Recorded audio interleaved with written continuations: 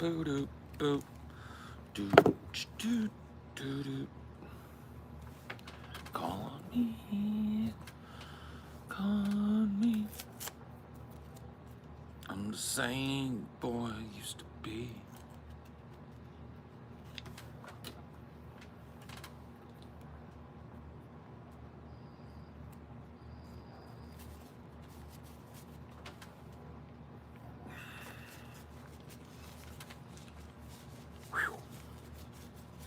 It's actually not horrible right now out here, but I have a feeling it's gonna wear on me after a minute. Hello, Jane.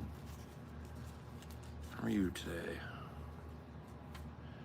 Hello, Jane. Me, Tarzan.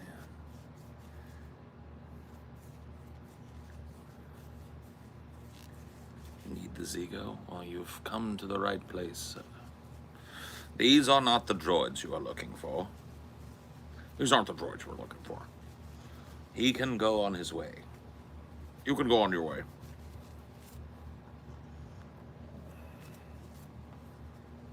Such a baller move.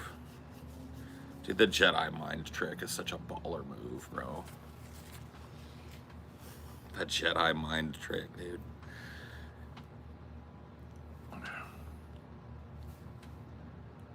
Hello. Howdy, howdy.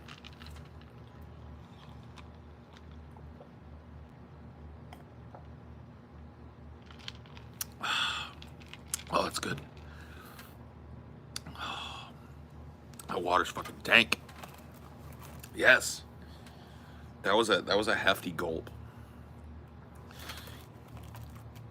You guys ever, like, when you're really thirsty, you take those like 3 big cold gulps and it's like everything is right with the world for a couple of seconds? Is there anything, is there are a few things better in the world, right? Where you just got like a nice cold ice water, right? And you're thirsty. Gloop, gloop, gloop, gloop. You know what I mean? Hey, Blue Noble. What's going on, buddy?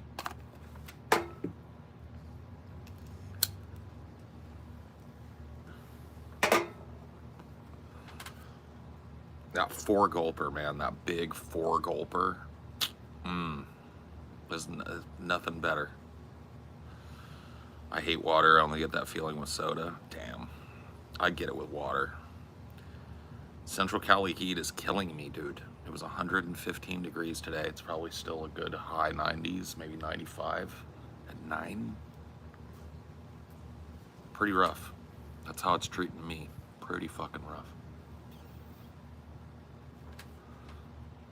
I want to get the fuck out of here. Out of this part of the state. I want to go north. Big gulp, but with water. Yeah, dude. Like, see, that's the thing, is like, I used to be a big soda drinker when I was like younger, in my teens and 20s. Bro, I barely have soda ever now. It is just like ice water all day. I've had like 2 or 3 of these size waters today. That's what I do, man. I just drink water. Sticking in Cali, though, that's what it looks like, man. I don't know. I don't know for 100% sure, but it really does look like I'm gonna stick in Cali, yeah. Extreme north of Cali, but that's okay. Ah, there's more in Lemoore at the Palace. Bingo rocks at the Palace. Yeah, Lemoore. Telling you, living this adjacent to Lemoore lets me see all these fucking patrols and shit. You know, I see fighting falcons going over in 3-man patrols all the time. I see like Black Hawk helicopters flying in formation all the time. It's just kind of, it's a little spooky. Did you end up reporting the landlords that were trying to scalp you? Not yet, not yet. I just haven't had the chance this week yet, but we're going to. Like, today was the day that I expected them to like get back to me one way or the other at the latest, because, you know, like, it was a 4-day weekend or whatever. It was 4th of July on Thursday or Wednesday when we talked to them, and they didn't get back Thursday, and they didn't get back Friday.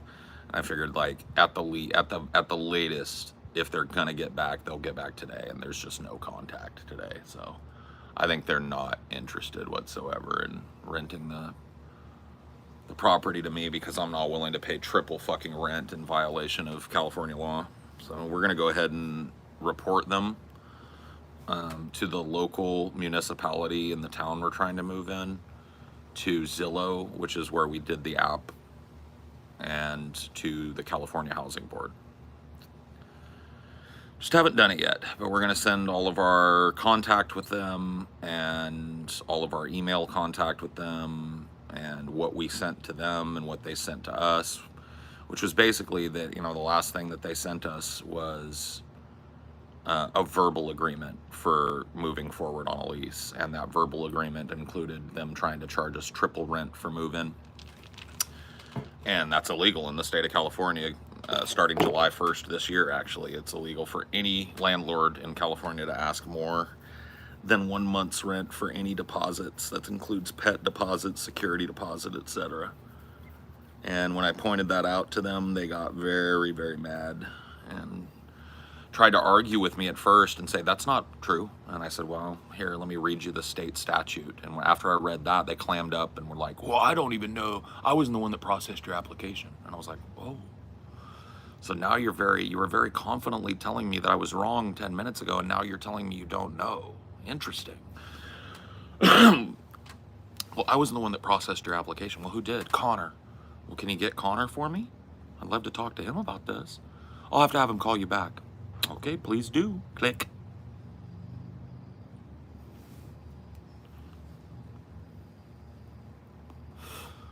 Paul, did you see that clip is going viral on Twitter of you and Destiny? Which clip? Oh, of me saying I've read all theory, and then him naming, like, you know, a couple of pieces of theory that I hadn't read. Yeah. Yeah, that was, you know, it's one of those things. It's like that was 30 seconds of a 3-hour conversation. I think that Destiny's community would call that clip chimping. But yeah, dude, I didn't look good in that position for sure. I shouldn't have invoked it. I was, you know, trying to argue with him while keeping one eye on the chat, and the chat was just calling me a retard over and over again. Yeah, well, my video with Destiny is on his Kick channel in full if you want to watch it. Paul must have had a cold that day. Yeah, dude, it was a cold. No, it's fine. It was not a good look. I mean, I'm saying it's a, you know, it's a 30-second clip of a 3-hour conversation that I think was pretty informative. Like, I had fun with it. I thought it was interesting. That's the way I feel about it.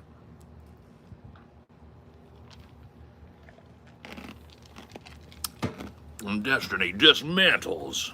It's like, oh man. Put the full convo on his channel. Cool.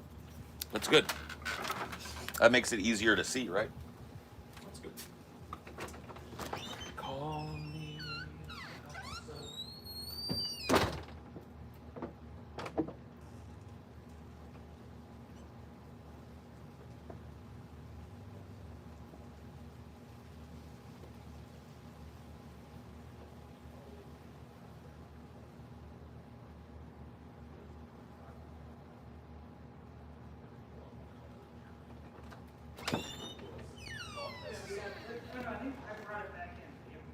Oh, okay.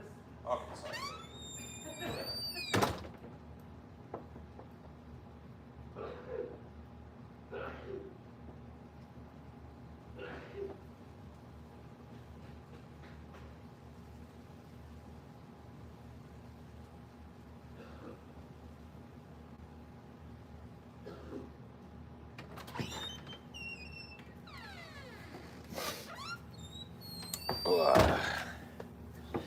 Call on me.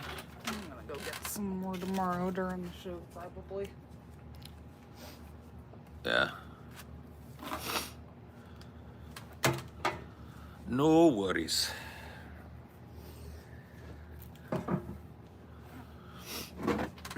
Destiny is a goblin. He got no real dude. What? Like, it's like I wish that, like, after having a talk like that, where there was a back and forth, I think I made some really good points. I think he made some really good points. In fact, I don't need to think so. I know so. Because he gave me some different things to think about and it helped me to understand the perspective of somebody that's backing the things that he's backing, right? So, like, I wish that people could just look at it like that. I wish the narrative at the end of it didn't have to be, this dude destroyed this dude, because it's like, the people that are in my community that are loyal, I guess, to me are all being like, oh, Disney fucking retard, blah, blah, blah, blah, blah. And then, you know, his community is clearly roundly going, oh, this guy's fucking bone, right? And it's like, whatever, like, that's cool. But I wish that people would just be like, you know, that was a pretty cool combo, honestly. Like, all things considered, that was a pretty good conversation. Like, I wish that's what they took away from it. Because that's what I took away from it, but... Yeah, it's like, you've liked Destiny for a long time. Thought it was cool to talk to him. And... Liked is a tough word, but yeah, I mean, yeah, I guess that would be true. I've been a fan of his for a long time. Yeah. For a very long time. Like, I haven't watched him as much in recent years, but that doesn't change the fact that, you know, I've known of the dude's content since the Justin TV days, like I told him at the beginning. You know, I used to follow him more when he was like a gaming memer and less of a political guy. And it was cool to talk to the guy, you know what I mean? It was interesting. And that's what I took from it. That was all I took from it, right?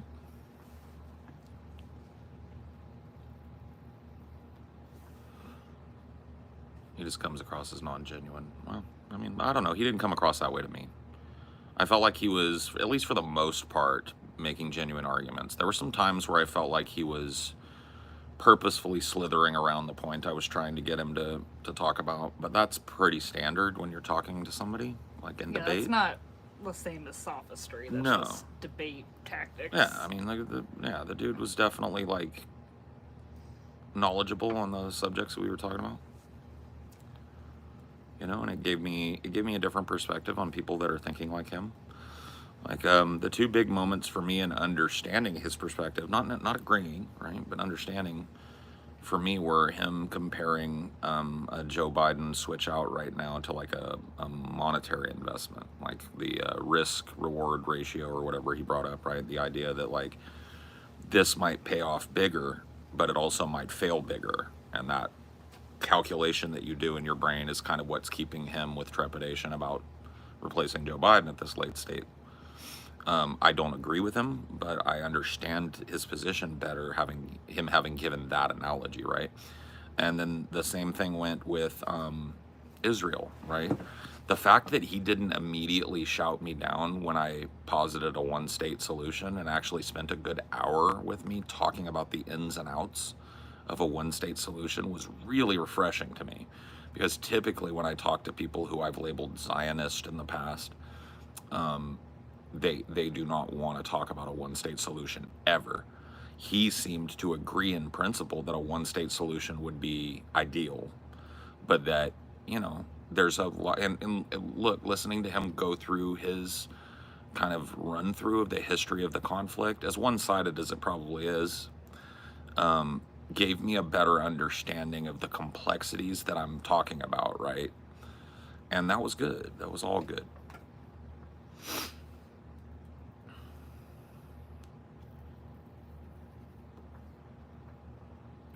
I think my concern with Biden is it's not even a matter of electability. It's just like, do you want a man that stops functioning after 4 p.m. running the country?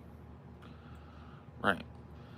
I got the genuineness too, at least when he would say, you would say anything about your personal life, just that, sure, like trying to shuffle you on to the next point. Well, you understand that Destiny is a debater, right? And in debate, when you're talking about formal debate especially, which that wasn't yesterday, but I think that Destiny holds himself to formal debate tactics quite often when he talks, right?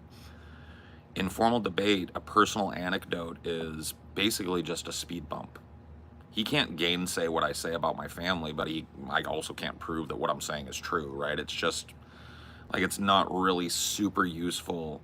I use them quite a bit conversationally, right? I think everybody does. Personal anecdotes, personal analogies, right? But when you're talking about a hard debate, they're not really all that useful. So I understand why he would be dismissive of that. I mean, that, and he's just not your friend either. Like, Right. He never was. He never probably will be. It's like, you know, people just don't understand. Like, I think the dynamic freaks people the fuck out. Like, people were like, oh my God, Paul went on fucking Destiny. And look, dude, for a streamer, that is a big deal. Destiny's the biggest streamer in the space. But for me, that shit was Thursday, bro. Or whatever day it was. It was a Sunday. Right? It was just a lazy Sunday afternoon.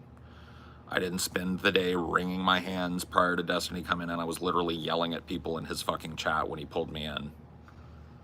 He pulled me in. I had a 3-hour conversation with him. And then I went back in his chat for a little while and yelled at his chat a little more. And then I went on about my business.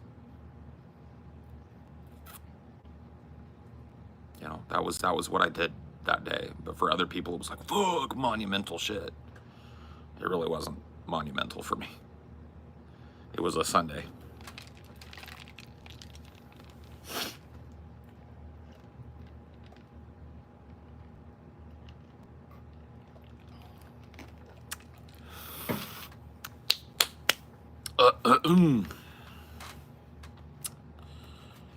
Or were you yelling at people before the debate?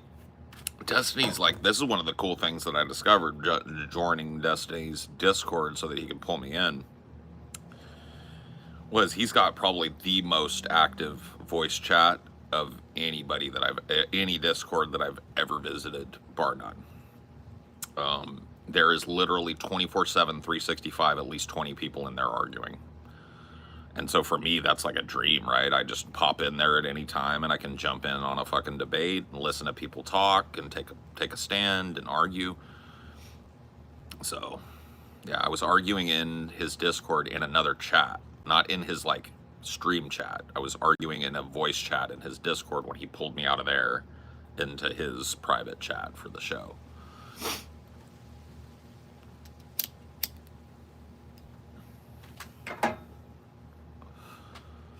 I liked seeing the crossover and thought you asked a lot of good questions without coming off smug. Yeah, I mean, a lot of people said I came off smug. I think some of that is just like, that's like podcaster shit. Like the smug kind of self-assuredness and acerbic kind of nature of my, memes and stuff like that all kind of come from a sense of performance.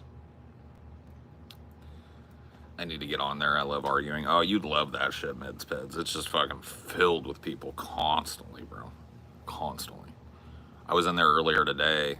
I got like muted 3 times. It was funny. It was good stuff.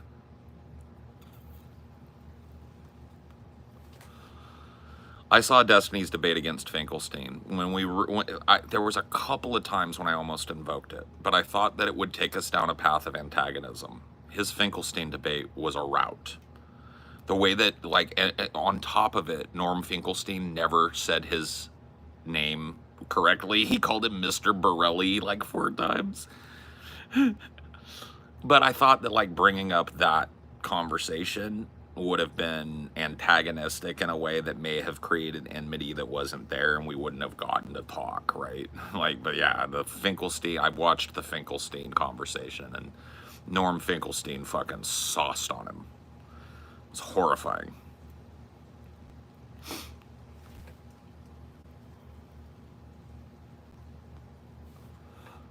See the wrist drip? There you go. Stern Glass Hamburg Chrono. Pretty wearable watch. And it's a mecha quart, so I don't have to wind it. I think I'm going to be, like, going forward, being way less selective about getting quartz watches.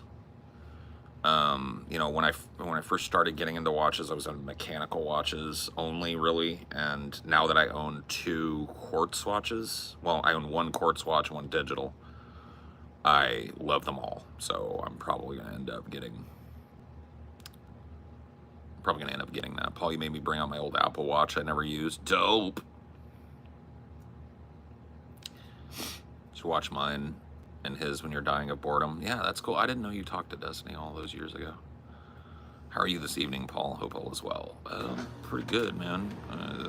It's not super duper, like I feel like it's less muggy out here than it has been in past days, which I'm not exactly sure what I've done to deserve that little respite, but I'm taking it. Like last night I was out here an hour after this and it was still too sweltering to be out here. Tonight it feels a little better.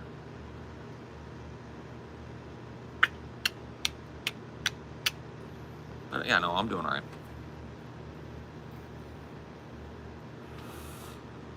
Trump. Trump. Like, what? Like, cool, buddy. Trump.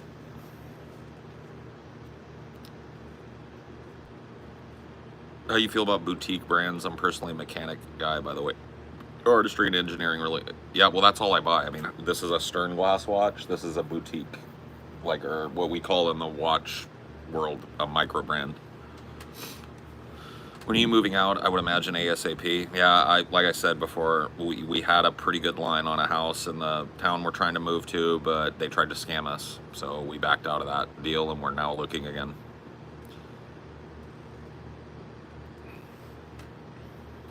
The funny thing is it's still listed, so they haven't even closed the deal with someone else yet. Oh yeah. They're literally willing to sit on it for another month to wait for a fish to come by who's willing to pay them triple rent. They'd rather do that than get a renter in there with great rental history and over a year's worth of rent in the bank. They'd rather do that. So cool. I'm gonna make sure they get reported. I just haven't had a chance to do it yet. We're going to report them to Zillow in California at the very least. I don't know if there's a local municipality we could report them to. And if there's no avenue to report, maybe we'll send them a letter to whatever tenant they get in there. You were talking about that, yeah. Once we see it go off the market, we mail a letter to that address saying, hey, were you charged triple rent? You may be entitled to compensation. According to California code, blah, blah, blah, blah, blah, you cannot be charged more than 1 month's rent for your total deposit. If you were charged more than this, you might want to call your landlord and ask them why. But I doubt anybody's going to do that. Like, Pete, here's the thing. The way landlords have got the catbird seat right now because everybody's looking for a place and they've got all the power. So they're willing to let that place set for another couple of months to not get a tenant like me that knows his rights in there. They want to be able to rape you and rake you over the coals. Yeah, like, well, if they know this code, then yep. they might know. Oh, they know too much. They're gonna record everything so we can't write anything off the deposit or whatever. Oh, this is a renter that knows his renter rights. Let's get a fish in here so that we can rape them. Not gonna happen with me, bud. Sorry. I've been a renter for way too fucking long to get strapped over a barrel, bro. I know the difference. And the thing is, we wouldn't have even like blushed that much if it was like a reasonable pet fee. But you've never paid a pet fee that high. That would officially be like 5 times higher than any pet fee I've ever paid in my life. Period.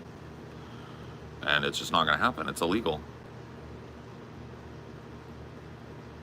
Oh, I don't fuck around with them. Can you sue them? Probably not. I mean, like we didn't get denied for a protected we got denied because they're breaking the law. I think there's a lawsuit there. I just don't know if it'd be worth pursuing. That's the thing. It's like you can sue anybody for anything. We could file a lawsuit against this company. Whether it would be worth our time investment or money, probably not. Every day I grow closer to understanding where Mao was coming from. I mean, like, dude, I've said it a million times. Mao was a fucking horrible, horrible, horrible dictator, but he had the right idea about fucking landlords, bro. The broken clock is right twice a day, and one of his times a day he was right was on landlords, bro. 100%. But maybe they shouldn't have been thrown in pits and shit. Maybe they could have dealt with it in a better way. Well, I gotta be honest with you. Yeah, I mean, I would probably not participate in throwing landlords into pits. But you know what? In that country, I bet it was a long time before a landlord had the balls to exploit somebody ever again. So, you know, there's upsides to everything. There's upsides to everything. You know that, like, 1 generation ago, people like you got thrown into fucking pits for exploiting the people that lived on your properties. You're gonna be a little hesitant to fucking overcharge. I don't even know how long it was until they were able to have that arrangement again. I don't know. I don't even know if they do now. Yeah. I don't know what the arrangement is now.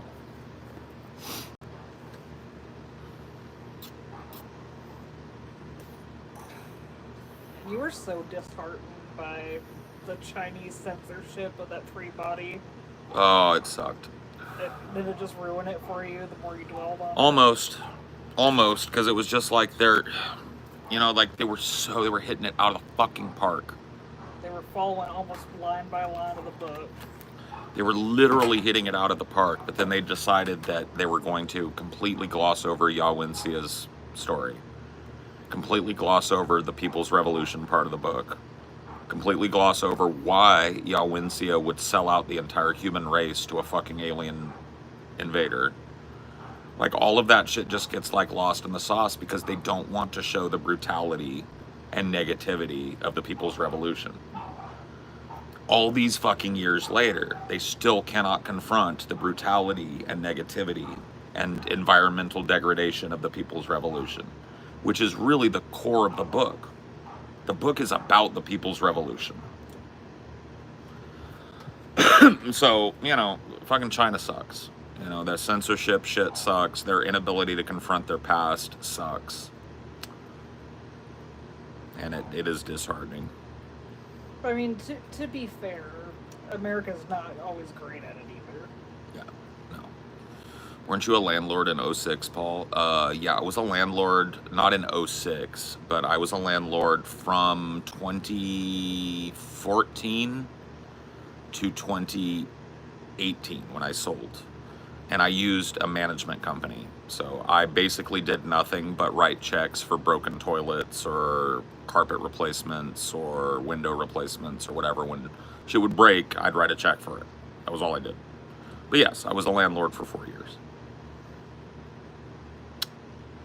Will your mom or dad will you their house when they pass? Probably not. I would not expect the house to be willed to me. It might not even be there. They might sell it. Yeah, my parents may not stay there until they're retired, like until they die.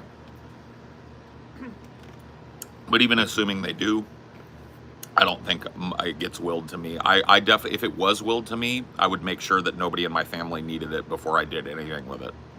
And if I sold it, that money would probably be largely distributed amongst my nieces and nephews.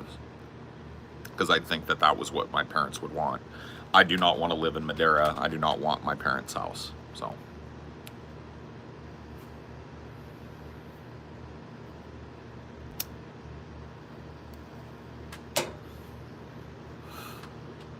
Recommend any movies or shows? Movies. What's a recent movie we watched that we enjoyed? Monkey Man. Monkey Man. There's your movie recommendation, show recommendation, the first season of Your Honor. You can stop watching after that. Yeah. The second season of Your Honor, only if you really enjoyed the first season and really care to see what happens. But yeah, the first season of Your Honor.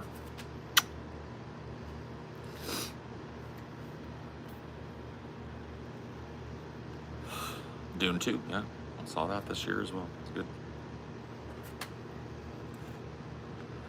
That was one from 2017 to 2021, yeah.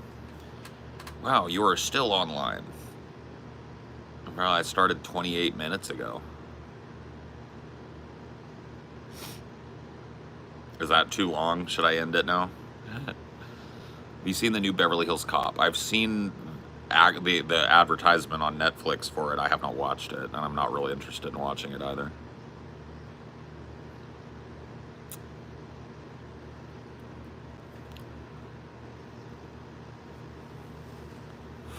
Are you glad that I told you to stop at a certain point with Orange is the New Black? Or I'm just Yes. like, yeah, this is a good conclusion. This is where you stop it, yeah.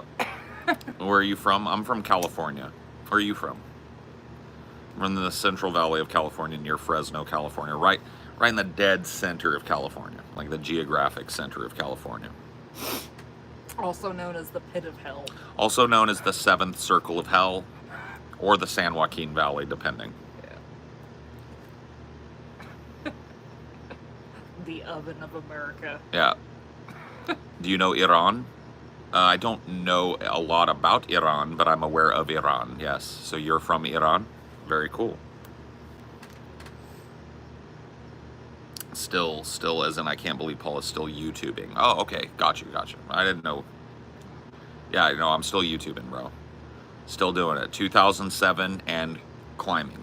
I've been Almost a YouTuber. 20 years. Almost 20 years I've been a YouTuber. Almost 10 years I've done it for an exclusive living. That's pretty dope, man. Who wins in a fight, Fresno or Bakersfield? Fresno destroys Bakersfield in a fight. Destroys. Absolutely fucking mangles Bakersfield. Yeah.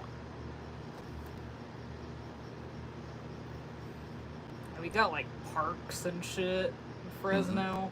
No. We got parks, we got trees. You know, that's two things they don't have over there. My dad versus your dad, who wins? Well, it depends on your dad, right? My dad's pretty old. He's pushing 70, so I don't think he's probably like in his best fighting shape. But he's also been doing that carnivore diet, man. Yeah, he's got a lot of fucking edge on him, and he's an army guy. So I don't know, man. I don't know whose dad mollywops whose, man. He's getting that protein, man. Yeah. Best part about Fresno is it's not Bakersfield, yes. Honey Paul, thanks for reading that message on Reddit I sent you. I don't know which one was yours, but no problem, bud. No problem at all. I try and get back to people if they say nice things, you know. It's kind of people to reach out.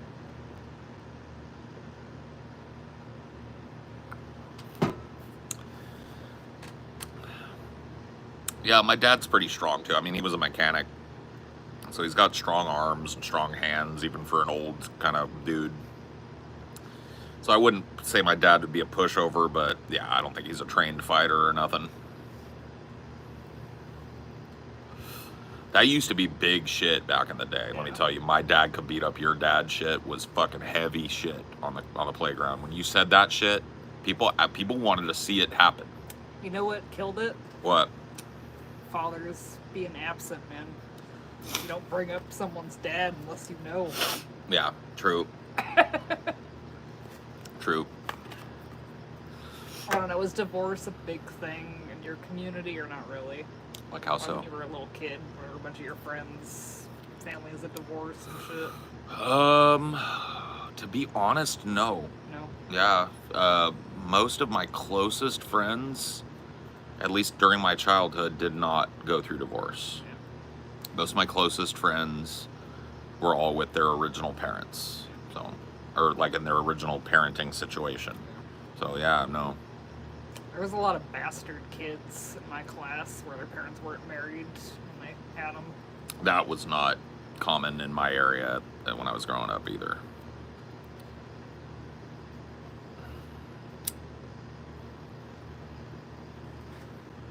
Interesting. What happens if you have two dads? Do they get to tag team? Yeah, I mean, if you're a double dad dude like I am, I've got a stepdad and a dad. If they get to tag team, and they're friends too, which is like, you know, maybe they got moves together that I don't know about. You know, they got like a double team moves. I don't know. Another Sig? Get him out.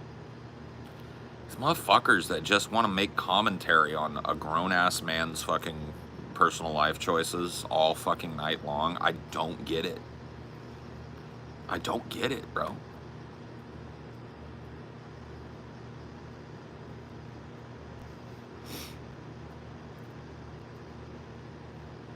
What do you hate most about camping? Not being able to have a shower. I'm a dude that, like, when I feel dirty, I want to get in a shower. And I remember as a kid when we would do our like week-long or 2-week-long camping shit, you'd be filthy, stinky, sweaty. You know, I mean, typically we would stay near a creek or something, so you could give yourself some sort of a bath or go swimming a little bit. But like, not being able to wash your hair, not being able to, you know, get all sudsy, not being able to get fully clean. Yeah. Clothes being a little stale, funky. Yeah. Because you're not bringing 2 weeks of clothes. No. You wash your clothes in the creek or whatever if you have to. I mean, 2 weeks was a very long camping trip. We may have done that twice when I was a kid. Yeah, swamp ass 24/7. The toilet paper isn't really hitting the same way. Nothing hits the same way, man.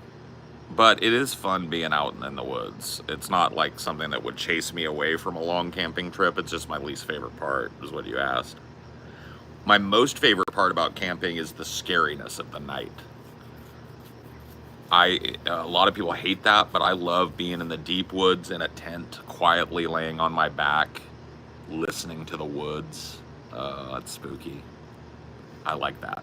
What about cooking over a fire? Yeah, I like cooking over a fire as well. I like keeping a fire tended, and I like cooking over a fire, doing some camp stove stuff, some campfire stuff. Yeah.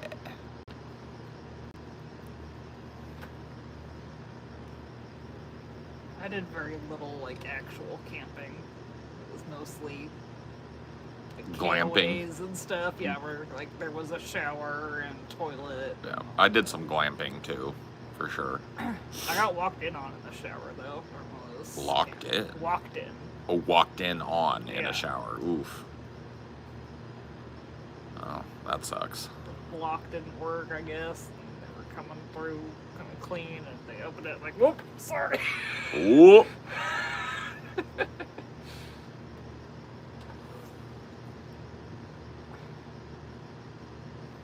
When was the scariest time you had camping? I have memories one time of a time I went camping with just my mom and one of her friends. And we went camping with her girls, who ended up being my stepsisters. They were not yet my stepsisters. My mom was friends with her current husband's wife, ex-wife, prior to knowing her current husband. So the girls that we ended up going camping with ended up being my stepsisters, but I would not know that. We went camping up at a place called Mammoth in California, Mammoth Lake, which was in the news about 10 years ago because it's a giant caldera and they thought it was going to blow, like there were signs that it might erupt. It's a volcanic caldera. So we went to a place called Mammoth, and we went kind of like off trail, camping near a big creek, and bears were a big deal in that area. And there were bears, visible bears around us for the 3 or 4 nights we were out there. We would hear them at night walking through the camp. Black bears, right? So just scavenging, just looking for food that we might have left out. Checking out the smells of our camp, right? And literally, I think it was 2 or 3 times we heard a black bear moving through our camp. That is pretty fucking spooky, but not as dangerous as some people think.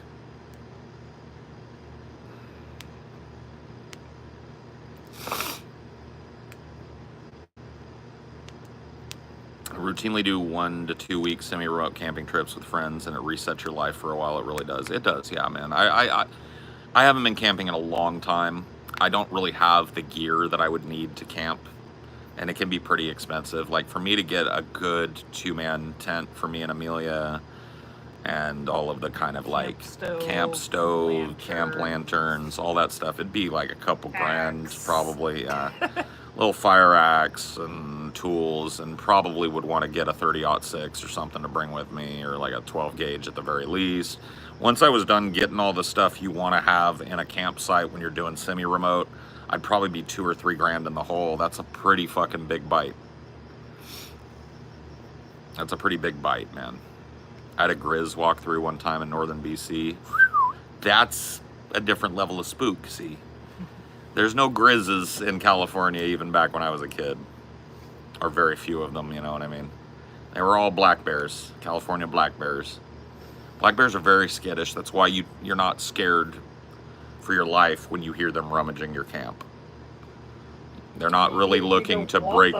No, you don't want them there, but they're not looking to rip into your tent and eat you. They're literally scavengers. They're very afraid of human beings.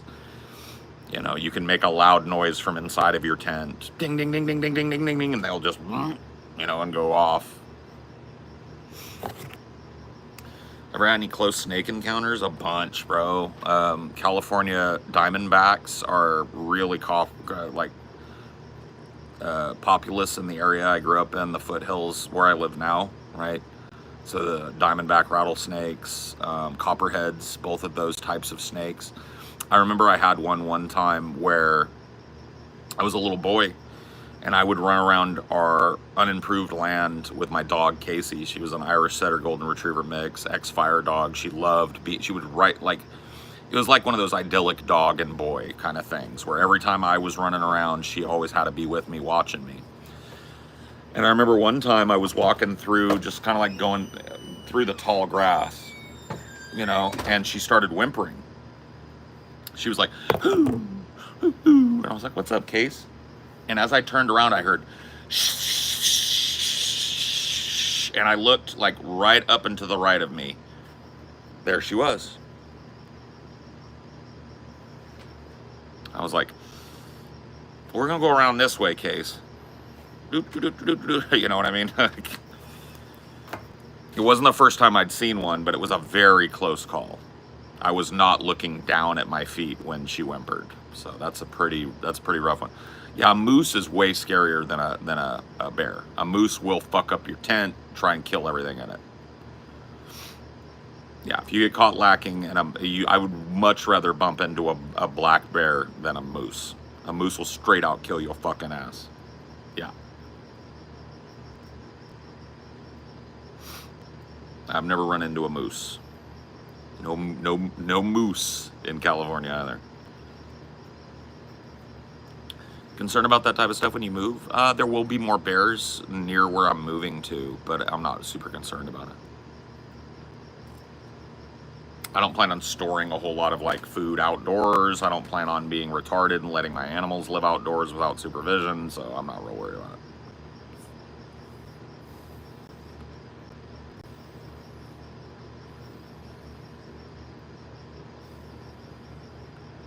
Yeah, moose, like bull moose, is one of the most dangerous animals you can bump into in the wild. They will straight out turn you to paste. They're huge, they're strong. If you're not armed with a high caliber weapon, you're dead.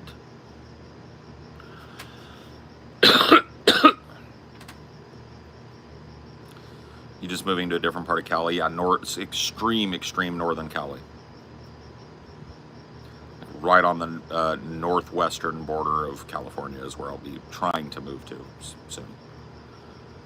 What's your favorite burger chain? I don't really eat burgers anymore, but back when I was a meat eater, I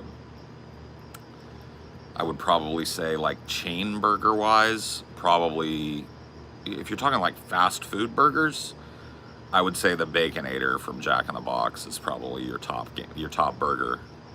Five Guys, too greasy, man. I know people love a Five Guys, bro, but that's a grease ball, bro. Yeah, In-N-Out. I wasn't thinking In-N-Out. I try and like eliminate In-N-Out because most people have never had it. You know what I mean? Like In-N-Out's a very like West Coast thing, but yeah, In-N-Out burger, a double with fucking fries. It's pretty hard to beat that. Steak and Shake's burger is good, but their fries suck.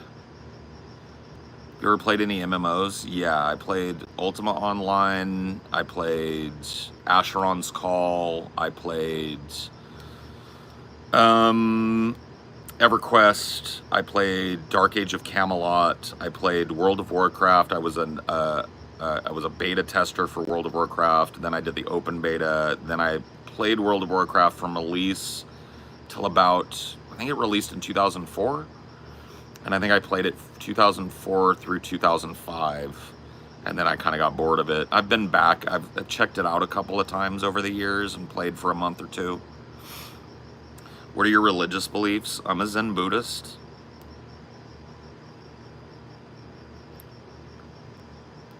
Ever played the Baldur's Gate series? I started with the new one. Yes. I played Baldur's Gate 1 and 2. Never played RuneScape, no. I played Ultima Online. You guys can look into Ultima, and you'll see why I didn't play RuneScape. RuneScape, especially in the 90s, was like the poverty Ultima Online. It was a JavaScript game that was approximating Ultima Online, but for free through a web browser. It was not good. But that's okay. I understand people like it. I know why. But the game is shit. Sorry. It was late 90s, not early 2000s. Was not the early 2000s. RuneScape existed when I was in high school. It was a JavaScript-based game that you played in a browser.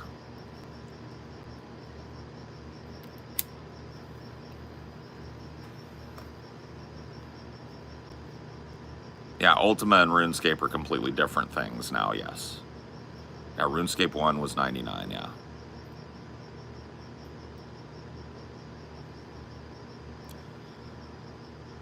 Nope. RuneScape was in the 90s, bro. People were playing it in the browser at school.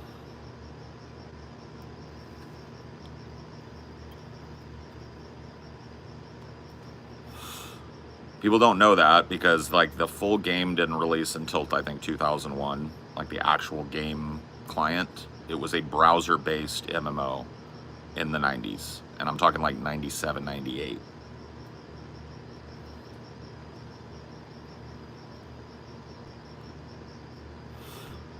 Hey man, you doing all right? I'm doing just fine, buddy. Hope you're doing okay too.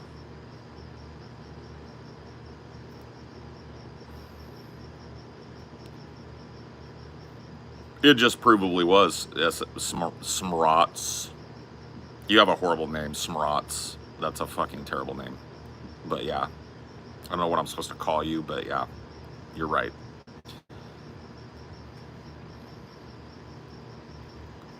Maybe it was actually, yeah, you're right. Yeah, that's what I'm talking about, dude. It was a browser-based JavaScript MMO that people used to play at school when I was fucking 16. In 96, 97. So yeah.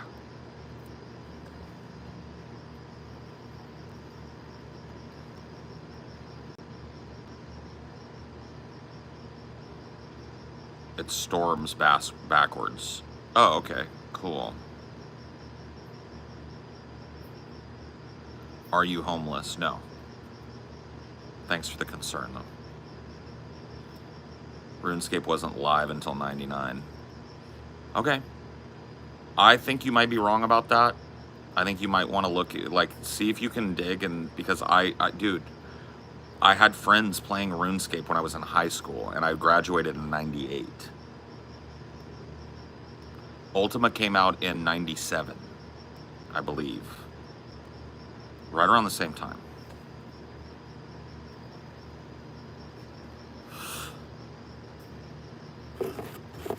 So I think you might be incorrect, but maybe I'm wrong, dude. I distinctly remember people playing it at school when I was in high school, and I graduated in 1998, so...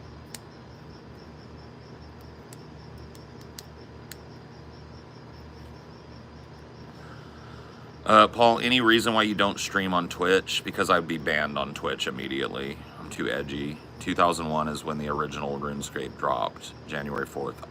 The client for RuneScape. RuneScape was a browser-based, free-to-play JavaScript MMO before its full release.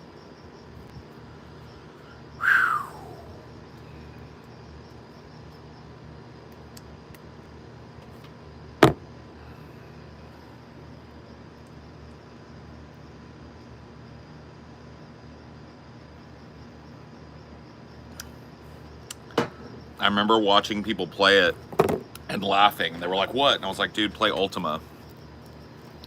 I'm like, what the fuck is that garbage? What the fuck is that 2 FPS garbage you're playing on the internet? What are you doing, bro? Yes, JavaScript existed in the 90s. Well, no. I guess in the 90s it would have been, what was that fucking called? Adobe... They phased it out. You guys know what I'm talking about? Adobe... Fuck. It was an Adobe product that they phased out that was like a web Flash. Flash. Thank you. That's what I was thinking of, not Java. Flash. Yes. It was a Flash game. Flash browser game.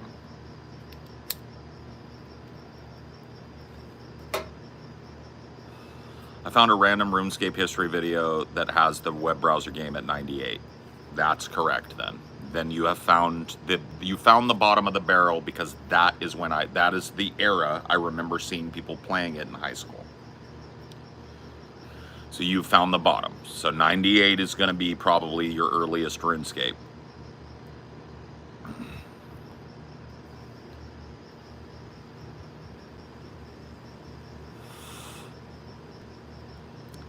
I'm 37 and I think 98 was when I saw it. Yeah, I'm 44 and I know that I saw it in high school, so. Devious Mud was V1 RuneScape, right? It wasn't called Devious Mud though, it was already being called RuneScape and when I was in high school.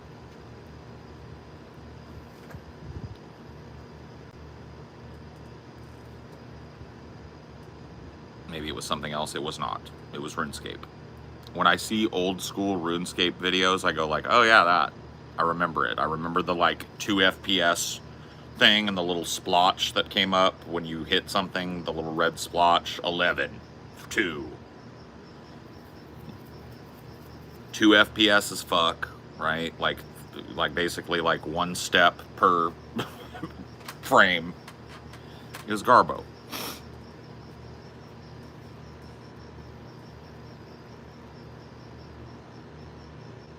My friend sent me a video over the phone line in 1994 in 4th grade. Mind blown. I know, right? Same here. I was a UL guy myself. I used to play on Custom Shard when those were a thing. Yeah, I dipped out after T2A. When they did the Second Age and split the realms into Trammel and Feluca, I was done. It ruined Ultima forever and for always.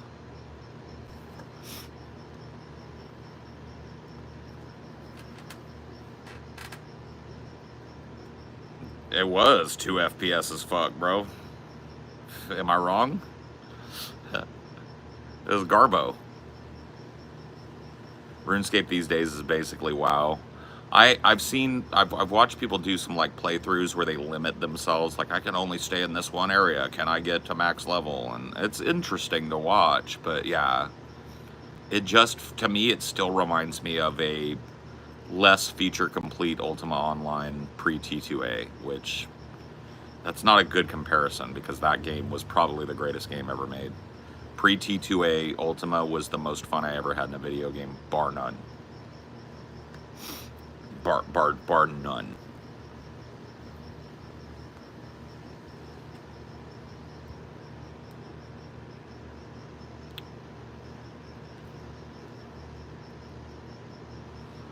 There's 2 official versions live right now. Yeah, the one I'm talking about is the old school RuneScape. I'm not familiar with any of the newer ones, but like the one that's made to look like the old Flash game that people play. I know that's pretty popular for people to play. That's the one I'm familiar with, yeah. Did you play any boomer shooters when you were younger? Quite a few, man. Yeah, I played, obviously, like the OG shit, Doom, Doom 2. I played Quake, Quake 2. My best FPSs, boomer shooter wise, that I was the best at, that I could be competitive with my friends and stuff at, was Unreal Tournament 2004 and Quake 3 Arena. GoldenEye, I played GoldenEye as well, yeah. Duke Nukem, Hexen and Heretic, all the boomer shooters, basically, all the good ones.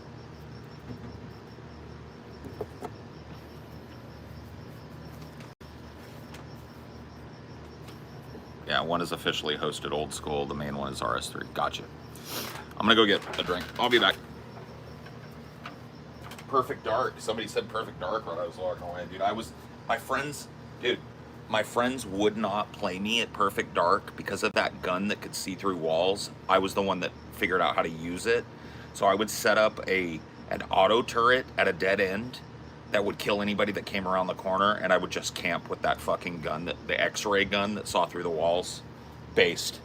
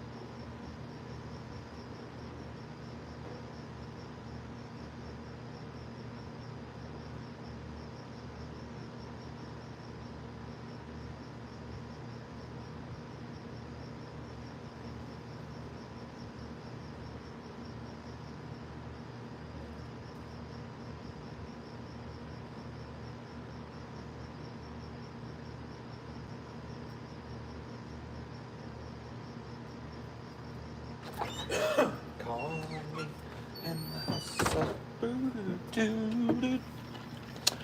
Call me. Bum bum bum bum bum bum bum bum.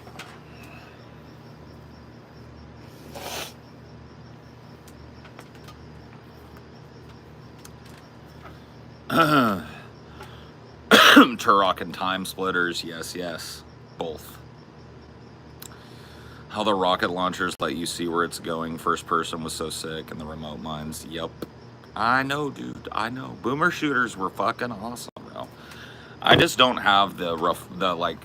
I'm way out of practice, and I'm old now, so my reflexes are probably dog shit. I got like boomer reflexes. I don't think I could be competitive anymore.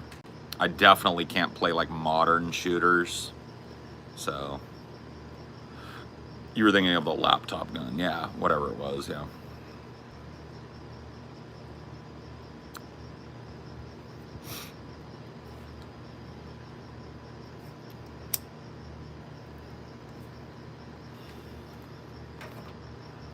Laptop gun turret and the motherfucking alien pulse rifle, yeah. How you doing? Doing good, bro. How you doing? Got a good drink. I got some good weed. I got some good cigarettes. I'm feeling pretty good. I've not played Dusk. Friday the 13th, the game multiplayer is pretty fun. Have not tried it.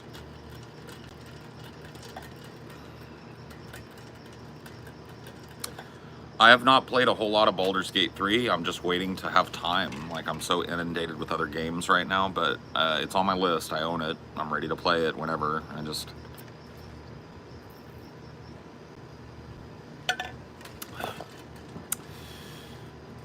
Why do you think Destiny is so convicted that there isn't a genocide going on? I don't know. I don't think we were able to kind of get to that point yesterday in our talk, but if I had to speculate, I would say it's because a genocide would make it harder for him to argue for the continuation of that policy there. It's a lot harder if you acquiesce, yeah, there's a genocide going on, but I think it should go on. That's a way tougher thing to say than just like, oh, it's a military operation or whatever, right?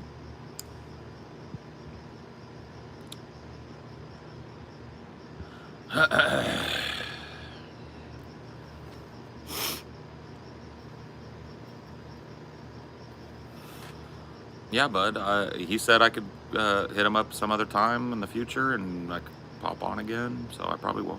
I don't think I'm going to be like a dude that's constantly popping into Destiny streams and shit, but yeah. A few months down the road, I think it might be interesting to check up on him like closer to the election to see if anything's changed.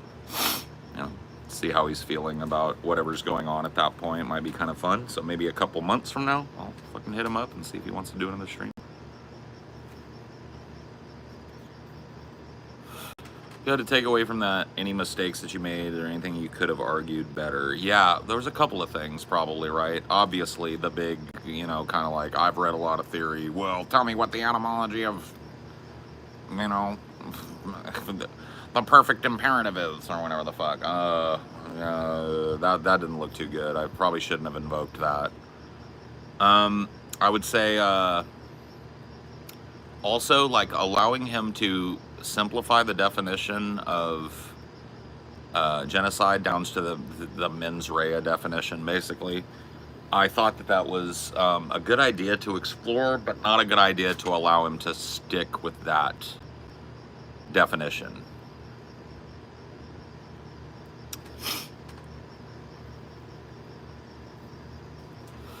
So there's that, yeah. Those are two takeaways off the top of my head. Vegan Gaines telling him he'll run away was comedy. That's so silly. Geegan veins, bro. Still salty, dude. Still carrying that fucking salt lick around. Stop snorting the big boy. Huh? Get this fucker out of here, bro. This fucker's like, he's on one tonight. Let's send him off to the fucking Shadow Realm. YouTube chat censorship is insane. So many innocent words auto-blocked. Yeah, I know.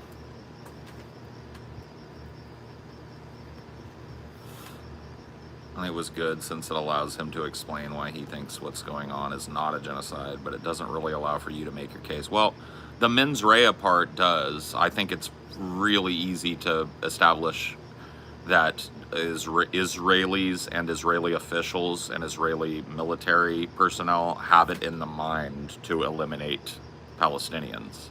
That's what mens rea means. You have to have the idea of genocide. Well, mens rea for a genocide would be you have to have the idea of a genocide in your head as you're prosecuting it. And I chased that rabbit hole with him, and he wasn't able to provide a reason why people in Israel, the media in Israel, and public officials in Israel calling for Gaza to be wiped off the map doesn't constitute a mens rea for genocide.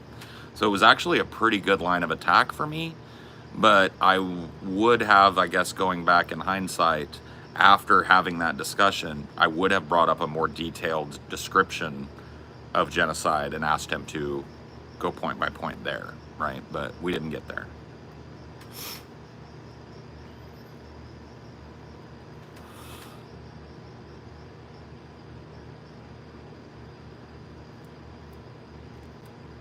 I remember when Vegan Gain was threatening Mr. Rebzian. I don't want to hear about Dusk, dude. I don't need a whole ass fucking goddamn paragraph about Dusk. I've never played it. I'm probably not gonna play it. I've got like 90,000 games I haven't played. I really don't need it, bro. That's a big waste of space right there. Please don't.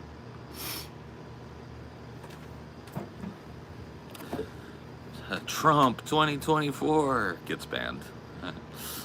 Hey, dude, you just roll by with your Trump flag waving. You're just gonna get banned, bro. You want to talk about Trump? We can talk about Trump, but you're gonna have to acquiesce to a couple of things. The first one that you're like, look, dude, I will have a talk about Trump with you. I tell you what, I will have them unban you. Unban Alex B. Unban him. Unhide him right now. I'll have a talk about Trump with you, but you're going to have to admit that he's got a big stinky dump in his pants.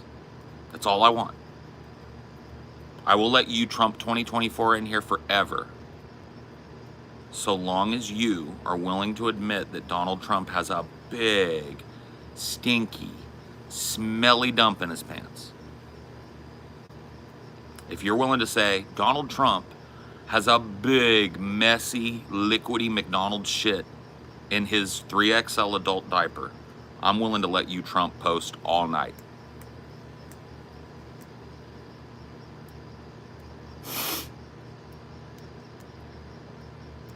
Anybody else want to take me up? Define big stinky dump. Okay.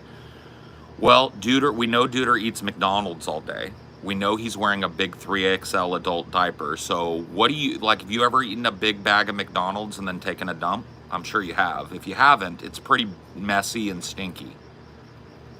Same with Biden, sure. But we're talking about Trump now, okay? We had a Trump 2024. I'm willing to let that go on as long as that person is willing to admit to me right now that Trump's got a big, swinging, stinky McDonald's dump in his pants.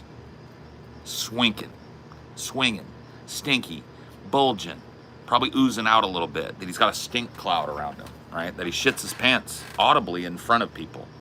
There are two videos that somebody found of Trump shitting his pants. One time in front of Dianne Feinstein, and another time in front of Erdogan, president of Turkey. Undeniable pants shits. You sure it's McDonald's? That's his favorite food. Go look up Donald Trump's favorite food. It's a Big Mac. It's the fillet of fish. It's fucking McDonald's French fries. So I'm willing to let anybody fucking Trump in here, dude. I'm not even kidding. I'm not a MAGA guy. I'm not a Trump guy, but I'm willing to let anybody Trump stump in here all day. But you have to admit that he's got a big liquidy shit in his pants, or otherwise we can't talk. You can't define big stinky dump. A big liquidy dump, about a fistful of dump in his pants. It's liquidy, it's soft, because it's McDonald's. There, I've defined it for you. Now it's defined. What do you want? What else do you want? What kind of description do you need to understand what a big stinky dump is. Was that enough? About a fistful of shit in his pants, liquidy and soft from McDonald's shit, stinking up the air in court? When the fuck did it come out? He's wore diaper. Dude, it's been out. It's been all the way out.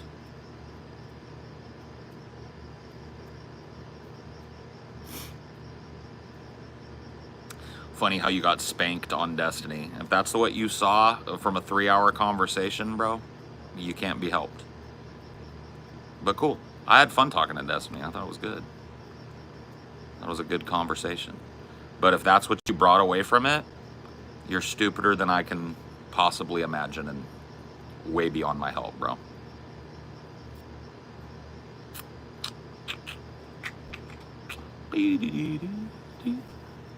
Yeah, Trump wears diapers. I feel like everything you're saying is against toss. Report me, bitch. I don't monetize this channel. I'll make another one. Report me. See if I give it 2 shits or a fuck.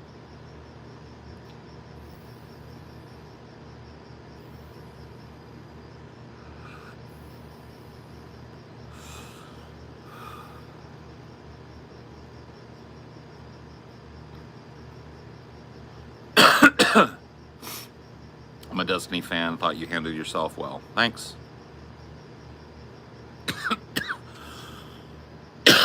What are you really doing that's against TOS? Talking about duty? I don't know.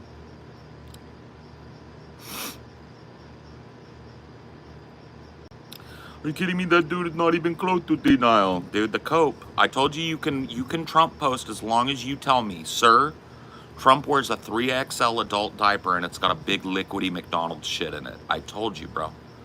You can Trump all day long in here, but you're gonna have to say that. So the next thing out of your mouth, if you want to keep trumping, is gonna be, yes, sir, Donald Trump has a big, swinging, smelly dump in his pants.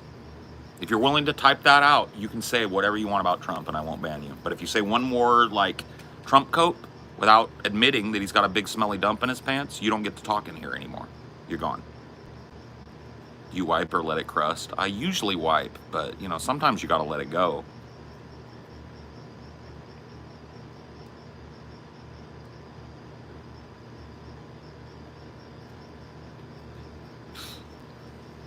I go in there with a wet wipe, okay? I like to make sure my rim is clean. I can't fix what's broken on the inside, bro. Paul to Geegan Veins, yeah, pretty much. Shut up. Let's see who shuts up. 3, 2, 1, 0. Who shut up now? Get fucked. Do you wipe when it leaks or let it dry? I wipe with a wet wipe after I go poo-poo.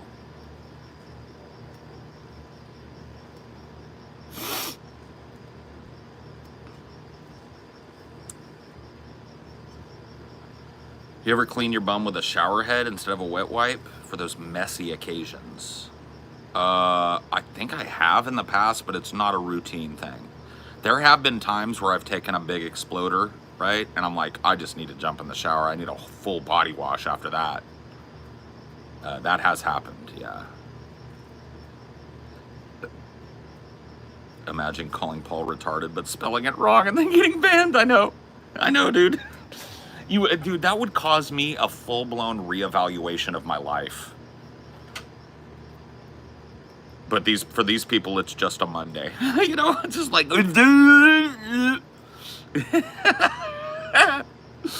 oh, it's fantastic, bro.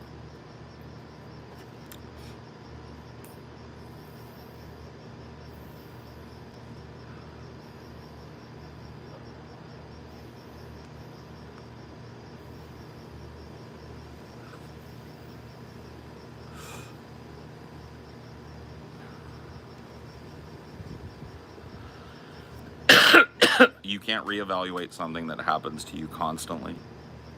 What are we talking about here?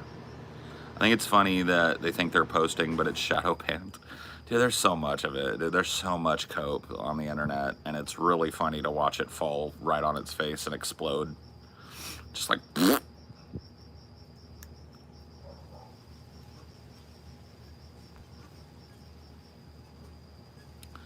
The trolls are out tonight. I mean, they're out every night, bro. The trolls are out every night, period.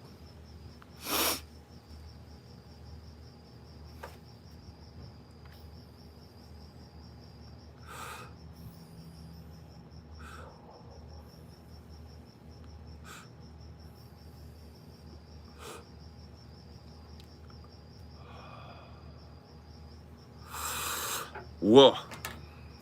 Now that's what I'm talking about. Rip Rojogan. Yeah, Rip Rojogan, dude.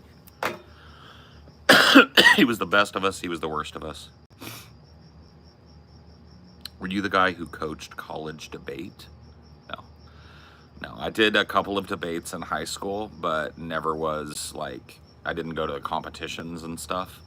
I was a theater kid in high school, so I did debate club a couple of times. That was it.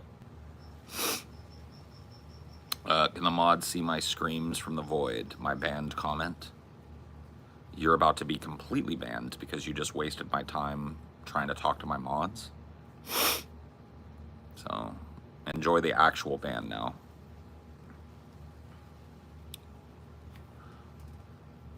Wah, wah, wah, wah. Dun, dun, dun, dun, dun, dun, dun.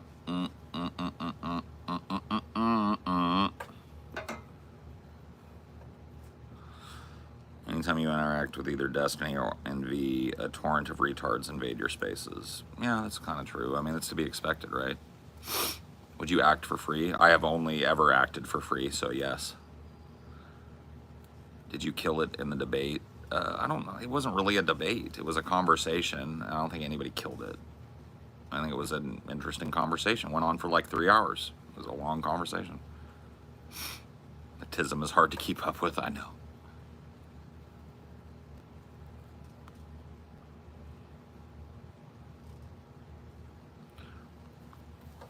Love them, fuck them, love them, leave them, but I don't fucking need them. Take them out the hood, build them up real good, but no, I don't fucking feed them.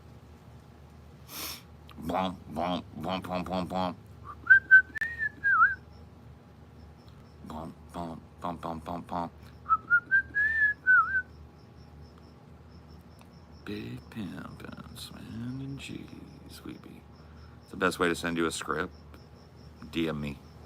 DM me on Twitter, DM me on Reddit, DM me in Discord. It's Paul's Ego, Paul's Ego, Paul's Ego. Pretty easy.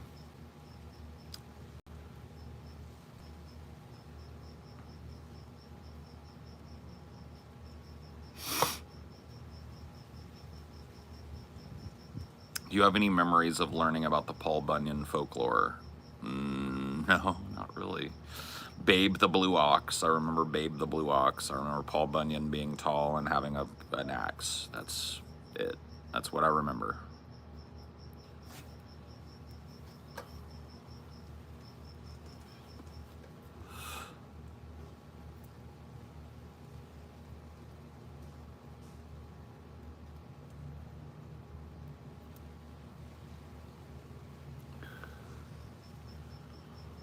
Bump, bump, bump, bump, bump, bump. Bump, bump, bump, bump, bump, bump. Paul, what did you think of the title Destiny used for the video of you guys talking? Seems a little clickbaity. I haven't even seen it yet. I don't really care. I mean, clickbait is what we do. Like, it's just part of doing this. I don't really care what he named it. You could name it like, I totally dunked on a fat fucking retard. I really don't care. That's what he has to do to get views on it, so that's cool. That's what we do. It's the business we in.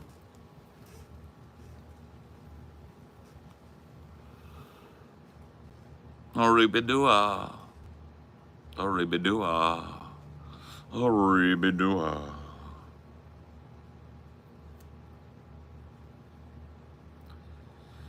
Boom, boom, boom, boom, boom, boom, boom, boom, boom, boom, boom, boom, boom, boom, boom, boom.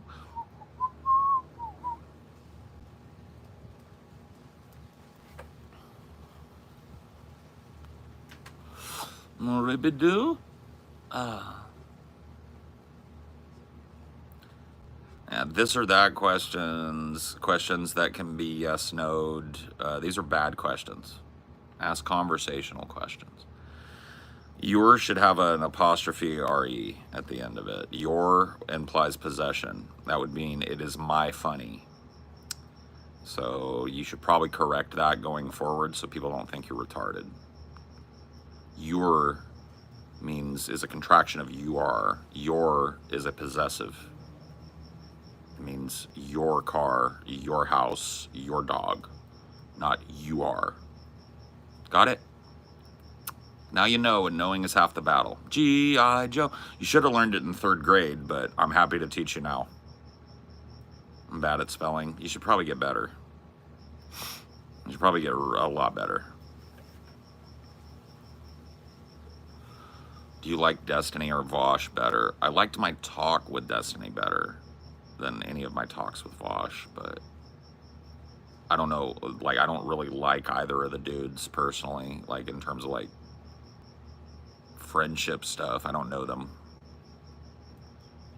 The current gym schedule, how's the weight loss going? I do yoga 3 times a day. I don't go to the gym, and the weight loss is going great. I weighed in at the doctor's office last week, and I was at 321, which is down from 367.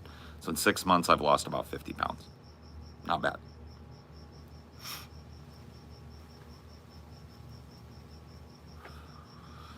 What kind of role would you ideally see yourself playing? I mean, ideally, in the past, I'm a supporting actor. I do strong supporting roles. So I'm a character actor. I'm not known for being the lead in shows, but I'm known for being a strong supporting actor in shows, and I think that's where I work best. As far as character types, I've played everything, bro. I've done straight comedy, I've done dark comedy, I've done drama, and everything in between, all the different permutations of it.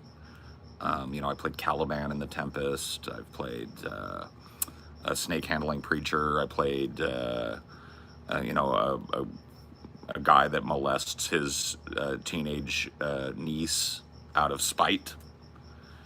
So I've been the villain, I've been the hero, I've been the comic relief. I'm not picky and choosy. I do my best with whatever role I'm given. I do think I get typecast more into comedic roles given my body type and general demeanor, right? But I've played every type of role. Paul, as GPT replaces actual learning, do you think misspellings, grammar errors would be common even in places where you expect intellectual discourse, like courts? Well, yeah, I mean, I think that's obvious, right? Like, people are way more accepting of basic grammar error now from adults than they ever have been in the past. And I can't see that getting better. I don't, without the educational system being overhauled and people being taught once again, like syntax and form and function and prose. Like, they need to understand the structure of a sentence. They need to do a lot of writing, right? And I don't think we're going to go back in time and educate 2 entire generations properly. So yeah, I have a feeling we're going to be talking like cavemen in about 20 years. It's going to be misspellings, misappropriate, like the English language is basically done as a communicative tool, and it's just going to be like fuck farts. What kind of channel is this? It's just a talking channel. Do you smoke often? Yes. We just chill, man. I try and keep the vibes chill because I know a lot of shorts or people trying harding, you know, like screaming at the screen while they're trying to play Fortnite or yelling and screaming at their chat or whatever. I understand that, like, sometimes you just want to have like a spot to slide into and just have like chill vibes, and that's what I try and provide most of the time here. That's what it's about for me anyway.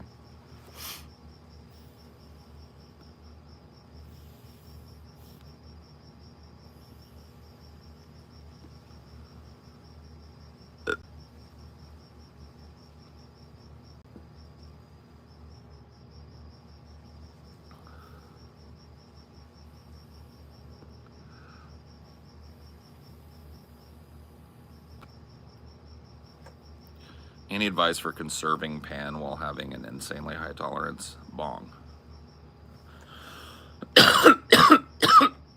If you're smoking flower and you want to get the most for your money, you use a bong. The most wasteful way that you can smoke is rolling a joint or a blunt. The reason it's wasteful is because as you're standing there and talking in between hits, weed is burning into the air.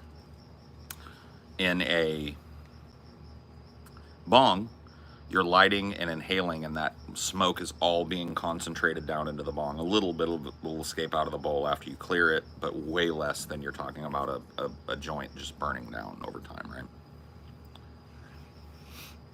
Is a bong better than a volcano? Volcano is a dry herb vape, so it is not a combustion vape, so I can't really speak on it. I haven't really done a whole lot of dry herb vaping. Yeah, this is a disposable THC vape. It's a Runts brand THC vape. That's it. I don't know what it is outside of that. This is not an e-cig. This is a weed vape. And I have cigarettes out here as well. So that's what I'm smoking on. I would really appreciate it if you move past the smoking though, Georgie. Georgie Porgy Puddin' and Pie. I remember my first beer too, but I'm 44 years old and I've been smoking since I was 13. It's not really the most insanely interesting topic to me. So if you could find something else to talk about, I'd be really appreciated. Gravity bong is a good way as well. Yeah, I had a fucking dope ass gravity bong back in the DP days, bro. Well, I didn't have it. It was a studio bong, but yeah.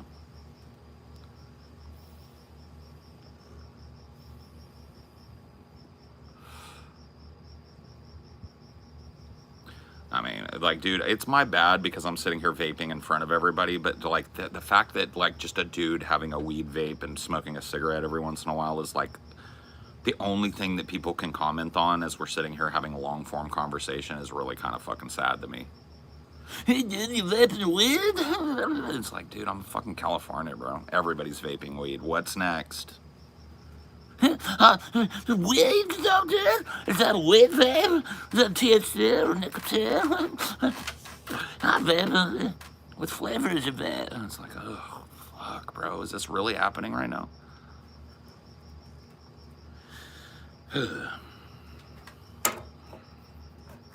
Like, I'm the one toasted. I'm the one supposed to be zooted here. You know?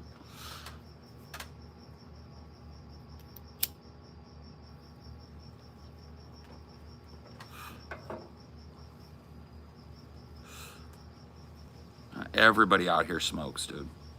Everybody out here be smoking.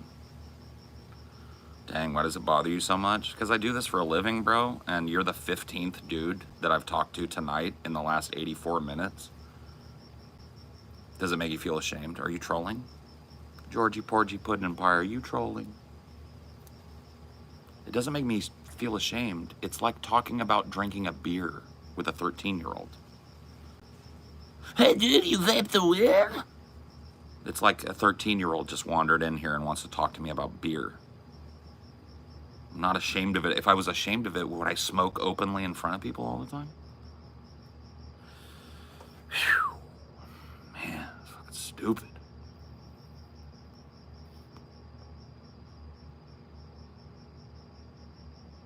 It's the most powerful edible you've ever eaten. The single edible, probably 300 or 400 milligrams. The highest milligrams I've ever taken at one time was 1,000. So that was multiple edibles to get to 1,000 milligrams. It's pretty wild. I don't recommend it, but I had fun. How do you think a TJ Destiny conversation would go? Pretty well. TJ's a pretty quiet, contemplative guy. Like, he'll sit and listen, so I could see it going well. Speaking of beer, what's your favorite type? Oh, man. Oof. Pick up what I'm putting down, bro. I've never done voice work. I would love to do voice work, but I've never done voice work. I've done nothing but stage work. 1,000 is close to psychedelia, yes.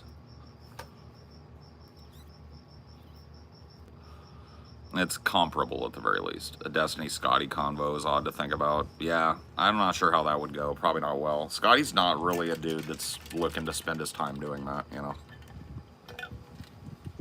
Conversation is up on YouTube. It's on Destiny's channel. It's on his kick. Or if you want to see the truncated version, apparently somebody told me there's a viral meme of me getting dunked on by Destiny in a 30-second clip of the conversation. You can go check that out as well. I've always said you do good voicing audiobooks. Maybe, yeah. Paul, can I ask you about AI or a topic?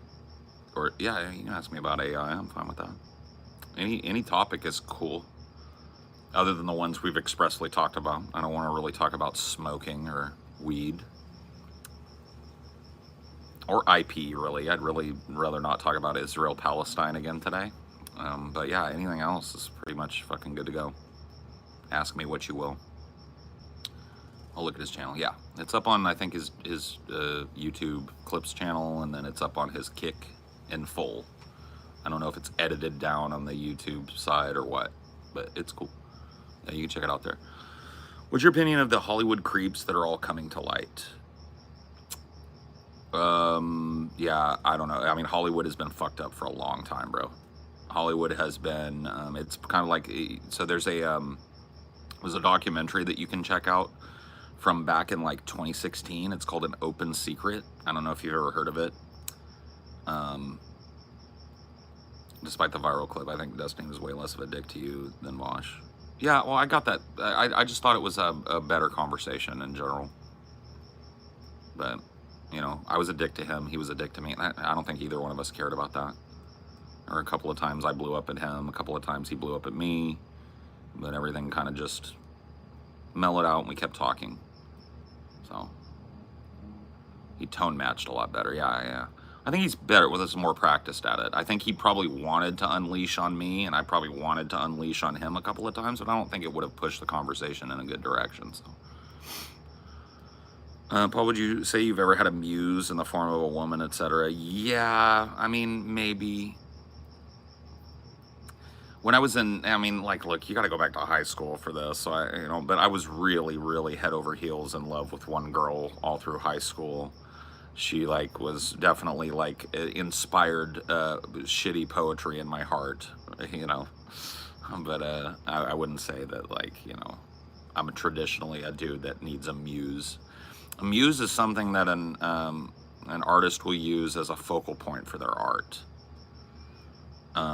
So for example, you might be enamored with bridges. Your muse is the function of a bridge crossing water, and that's what you paint, right? Your muse is a woman that you loved that shows up in your paintings in various ways, conceptually or directly, right?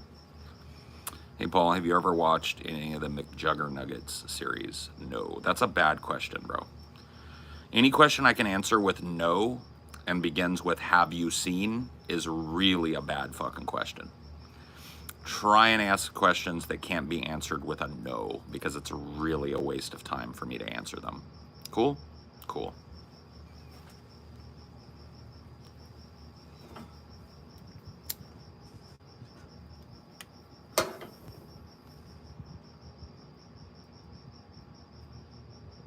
And did you hear that 4 different movies are being made about each Beatle? Cool. I wanna hold your hand. Those are gonna be interesting movies. Paul, I asked my question. Sorry, blind programmer. It goes pretty fast sometimes. Let's see. Paul, do you think AI is a threat to the working class? Do you think that as these AI owners replace jobs, do you think the serf's lifestyle will come back? Yes, I do think it's a threat to the working class. Especially now. I think that now it really puts an edge on my union advocacy now. That's why I'm such a heavy advocate for unionizing in the labor and organizing in the labor space, etc. The reason why that is on my lips constantly is because I believe we have a limited amount of time to secure workers' rights in this country before they start stripping us completely of what's left. So you have existential dread. How do you deal with the possibility of solipsistic reality? I don't really I mean, yeah, everybody I think has moments of existential dread, right? I haven't talked about it a whole lot here, but I've been kind of adopting Zen Buddhism as a religion. And part of that is learning to quiet your mind by focusing on your breathing, right? That's the best way of describing Zazen to somebody who doesn't practice, right? And that helps me a lot with those types of existential crises. I have used mindfulness meditation as a way to fight intrusive thoughts, anxiety, and depression since I was about 24 years old. So for about 20 years or so, I've been practicing mindfulness meditation, and I'm a recent adherent of Zen Buddhism. And both of those things help me. Are you a vlogger? I'm a podcaster, I guess. I do a podcast called Deep Fat Fried here on YouTube. That's how I make my money. I just do this for fun. That's why there's no super chats or monetization here.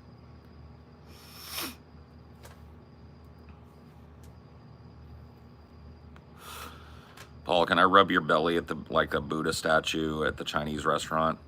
Interesting fact, the fat guy that's sitting there that people like to rub the belly of is not the Buddha. His name is Budai, and he is he's a Buddhist folklore, a Zen Buddhist folklore figure. But he is not the Buddha. The Buddha's name is Siddhartha Gautama. You will see that in Theravada Buddhism. The Buddha that you've probably seen looks kind of androgynous, is holding his hands up, has a hat, a tall hat on. Budai is the fat guy, right? He's commonly used as a shrine in Buddhism, but he is not the Buddha. He's not Siddhartha Gautama, the Buddha. Do you think TJ would be a NEET if not for YouTube? I don't know. Probably not. TJ's a hustler. Comes from hustling. And I can't see him just sitting around being a drain. He'd have figured something out, if not YouTube. That's my take on the hypothetical, right? Any advice for letting go of the past? Zazen. No, I spent 4 years in intensive one-on-one talk therapy, and it helped me a lot to deal with regrets, traumatic issues, traumatic events from my past. It helped me a lot on the road to processing those things. Wait, aren't you the guy that got bodied by destiny? Yeah, that's me, bud. How you doing, Stasi? It's me, buddy. How you doing tonight? I was explaining to people earlier that, like, my fan base is obviously, like, kind of anti-Destiny. The Destiny fan base is kind of anti-me. And I was talking about how silly that is, given the fact that I really liked my talk with Destiny, and I have a feeling he kind of liked his talk with me. He highlighted it pretty quick. So, yeah, I just think it's funny the antagonism that comes out of people.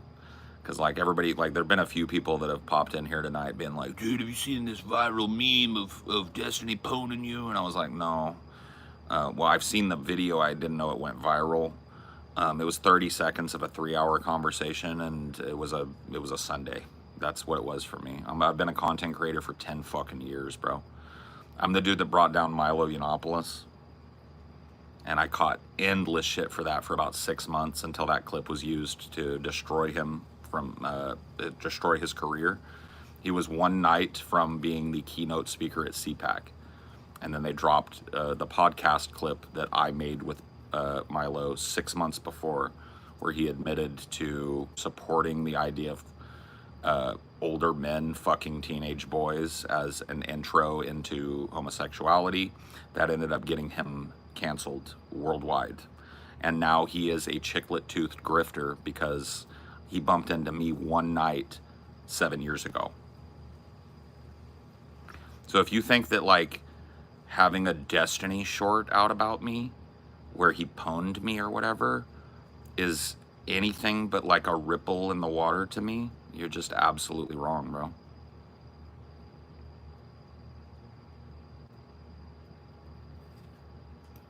So, you got anything else to say? Or was that it? What for you was one of the most righteous ponages you've ever seen in your life, apparently, was a Sunday afternoon for me. Yeah, I don't think Destiny would have kept the conversation going for as long as he did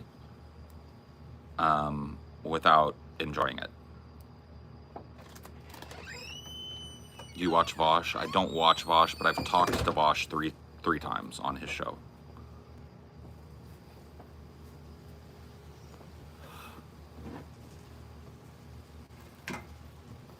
I try to take lessons from both sides. However, your debate with Jamie Darkey a long time back was hard.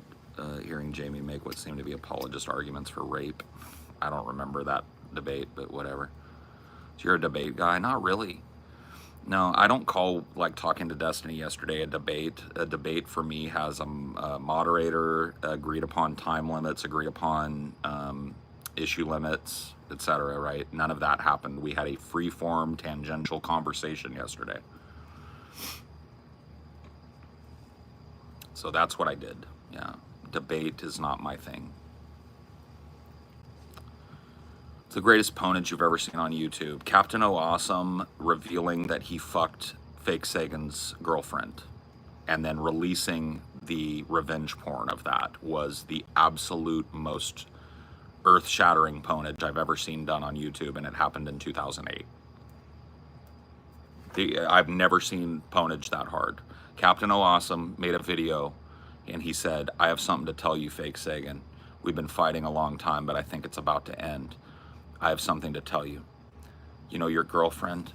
I fucked her first.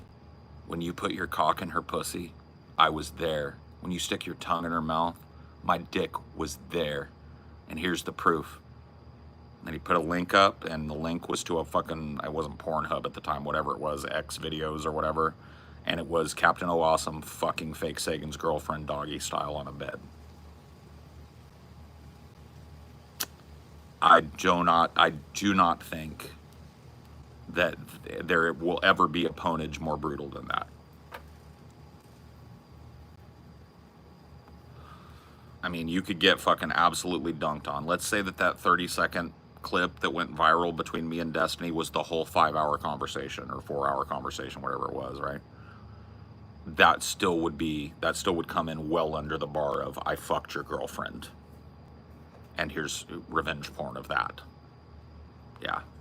Not condoning revenge porn of any type. I'm not saying it was a good thing that Captain O'Awesome did, but as far as ponage goes, I think that's the bottom of the barrel. I think that's about as bad as it can get, ever. Maybe if it, like somebody fucked your mom, that would be worse, maybe. But I don't think that's happening, right? Yeah, he said, how taste my pee-pee?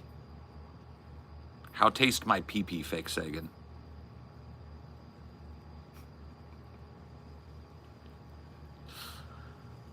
Where is he now, Fake Sagan? Dead or alive? I have no fucking clue. I haven't heard from the dude in fucking years. Years and years. How taste my pee-pee? I don't care if he stole it, bro. He posted revenge porn of him fucking the dude's girlfriend. I don't care where he stole any of the fucking quips from. That. You cannot give me an example of ponage that fucking deep.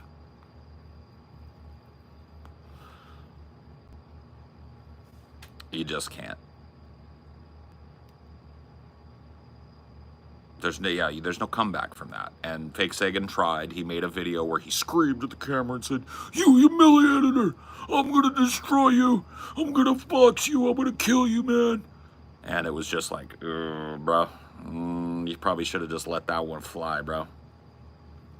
The attempted comeback just makes it look worse, bro. Like, you fucking humiliated her.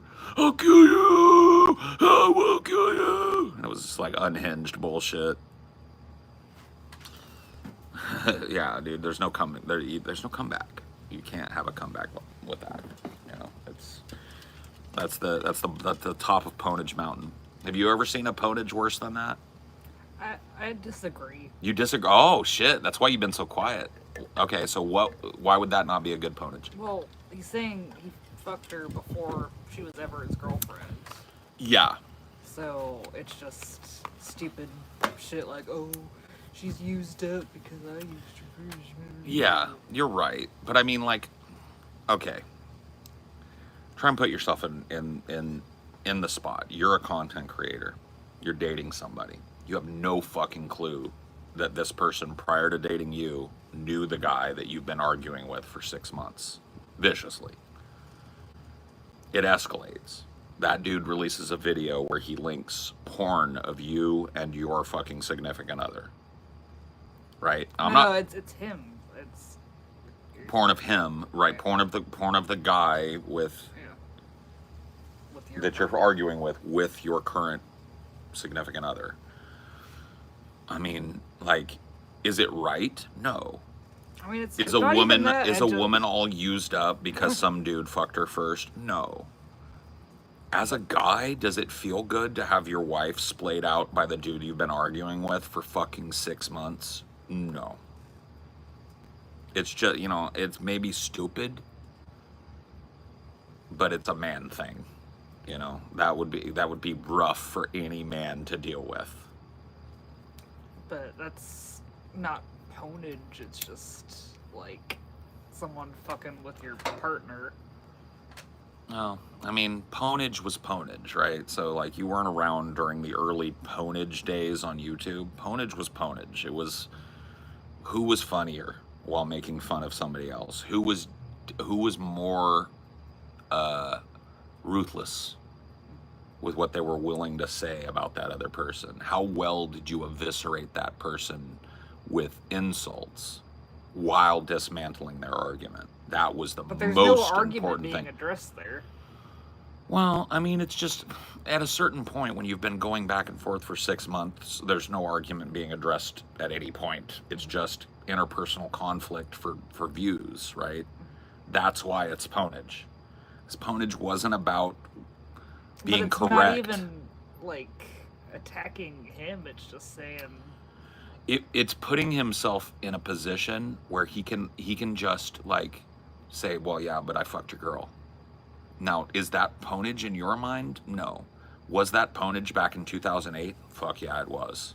Fuck yeah, it was. Pwnage now is like, I eviscerated you in front of my audience. I dismantled your argument piece by piece. That's pwnage now. Well, I mean, like, there's still, like, people, like, making deep insults, but it's, I don't know, it just doesn't seem like a very deep insult. Yeah, I understand. You like, masculinity is fucked and toxic. You know this, right? Masculine impulse is not always correct, but it's undeniable. Right? A man is going to feel emasculated when you tell him, hey, by the way, I fucked your girl, and she hasn't told you about it for 6 months. While you've been arguing with me for 6 months, and she knows because she's in your content, she was hiding the fact that I fucked her 6 ways from Sunday, and here's a video of it for everybody to peruse. Any dude on the fucking planet is gonna have a rough time with that. There's an immediate emasculation.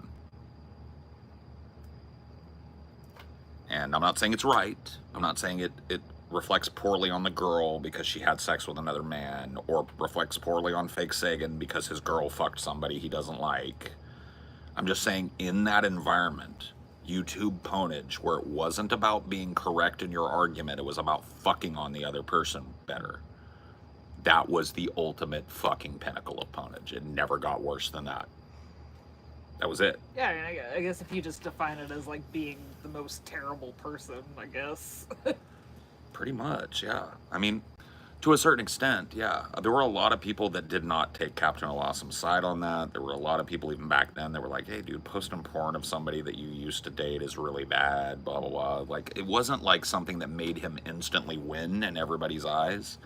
It was just the single most brutal piece of pwnage content I ever saw made. I never saw anybody post revenge porn of them fucking somebody else's girl before. And I know it won't, like, make sense to you, but the masculine imperative is why. That's why. It is hard for men to feel emasculated by another man that they're in an argument with. Even if it makes no sense, even if it's pedantic, even if it's childish, it won, you know? Back then, that's what it was about. It was about how funny were you in fucking on this person. Not how well did you dismantle their argument. How minuscule did you make them feel with your last video? And there was no higher than that.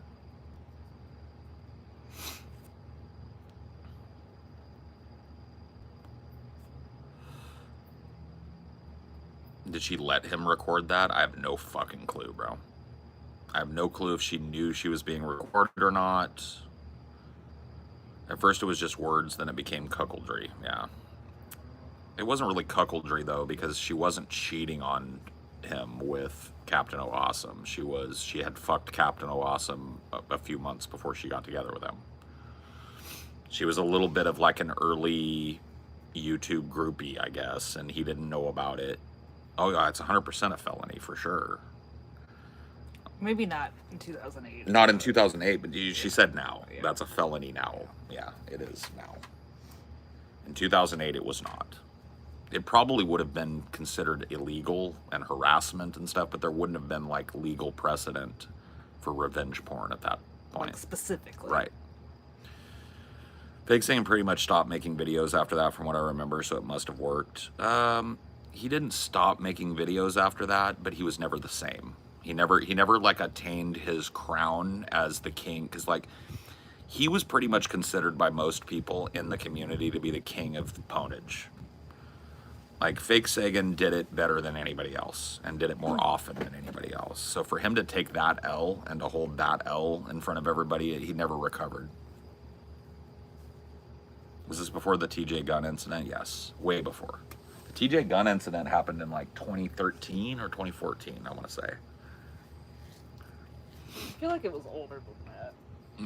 It was blog TV. 2014 was like DP era. Okay, so maybe it was before that then. So 2012, 2011, maybe. It was definitely like 2010s. Yeah. Blog TV came out, I think, in 2010, and that was a big Blog TV fundraiser show that he did with Fake Sagan, where Fake Sagan ended up pulling out a gun, pulling out a knife, threatening to end his life if people didn't donate. And then later that night, TJ tells the story that after they got off of live, they were partying.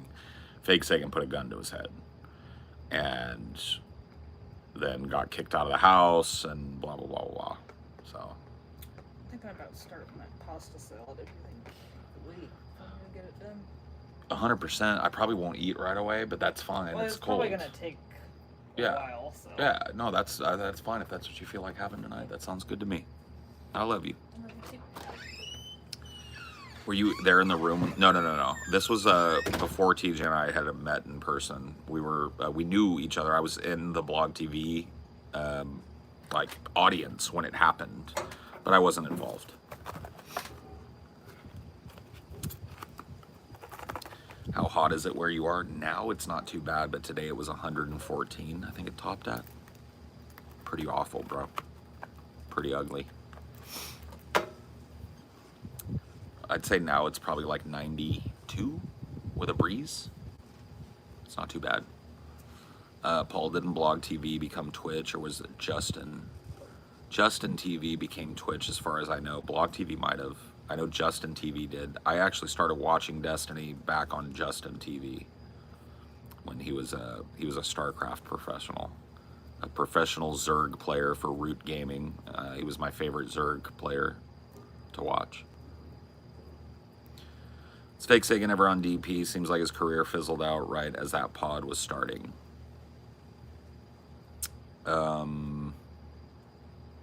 He was on DP in the form of us fucking clowning on him really hard one night when he made a video about me, and they just kind of like let me off the leash to respond to it. It's a lot of people's, like, one of the most memorable moments on DP was me destroying Chris Anderson. But he was never on as a guest, I don't think. Maybe before I came on.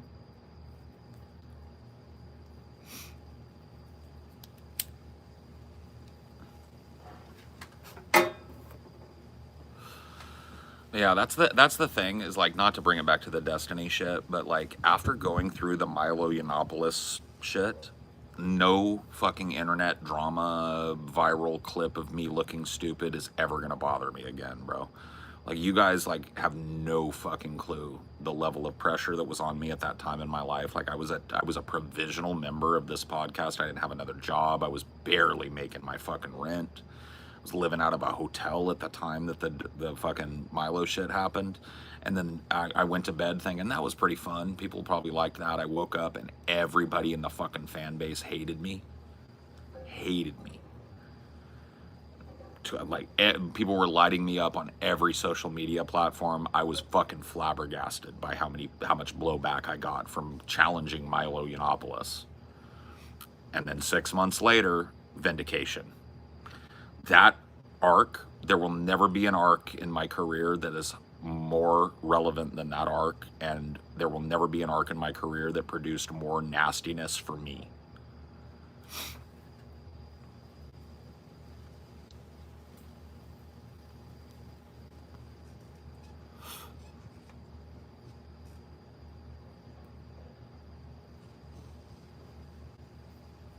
Yeah. Paul, did you watch the last Destiny Milo ass whipping? I did, yeah. Yeah, I did. I don't know that I watched the entire thing, but I watched a good chunk of it, and it was pretty good. But you know, I softened up Milo for him. Milo was already a chiclet-toothed fucking Christian grifter by the time he got his hands on him. I talked to Milo at the height of his popularity and his ascendancy. And I challenged Milo on his fucking right-wing bullshit at the height of his popularity on the internet. That was a whole different fucking ballgame, bro. Whole different.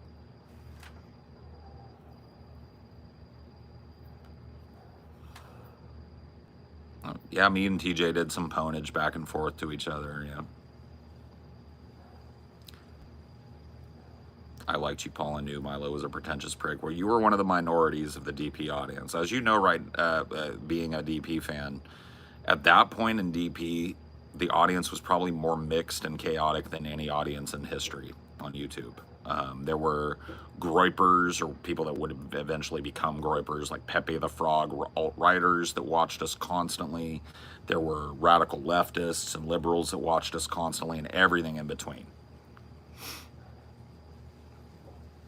Paul, did Jake Tapper ever? Yes, I tweeted at Jake Tapper the day after he ran the story calling DP an alt-right podcast. He responded snidely to me by saying, like, I wasn't even on the show that day. And I responded back, it still had your fucking name on it, didn't you? So you want misinformation with Jake Tapper's show behind it? And then 2 hours later, he issued a retraction on Twitter. You can go look it up. It's still up on his Twitter as far as I know.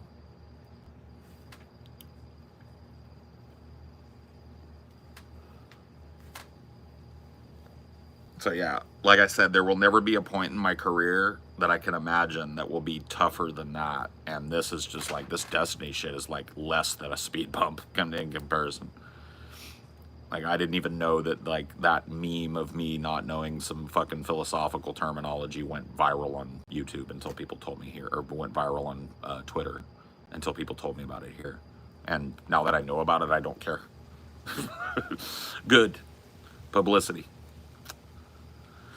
As far as I know, Galen is not doing well. His health is pretty bad, and he doesn't get out much. That's the last update that I heard from TJ. I'm not really in touch with Galen very closely, so I couldn't speak beyond that. But that is, I trust TJ's assessment. Says he's not doing too well with his health problems.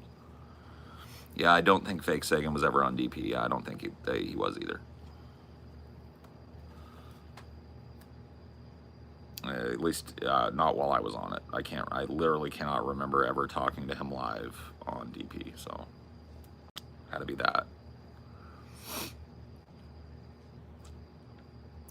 But yeah, it's interesting, man. I work a weird job, and like for some of you, like, and I'm not trying to be mean about this, but there are a lot of people younger than me usually who their entire identity is online.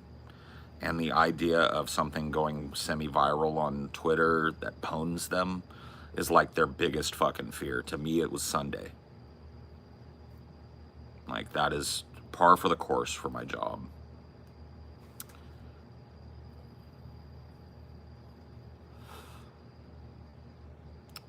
The anti-SJW definitely pulled in a lot of right-wingers. Wasn't it something like an obscure yeah, he called it an obscure right-wing podcast. I corrected him and said, none of the members of our podcast are right-wing. We talk to right-wingers. And he eventually issued a retraction. I would like to issue a retraction from last night's Tapper show. I called the Drunken Peasants podcast an alt-right podcast. They are not alt-right. This was a misnomer, etc.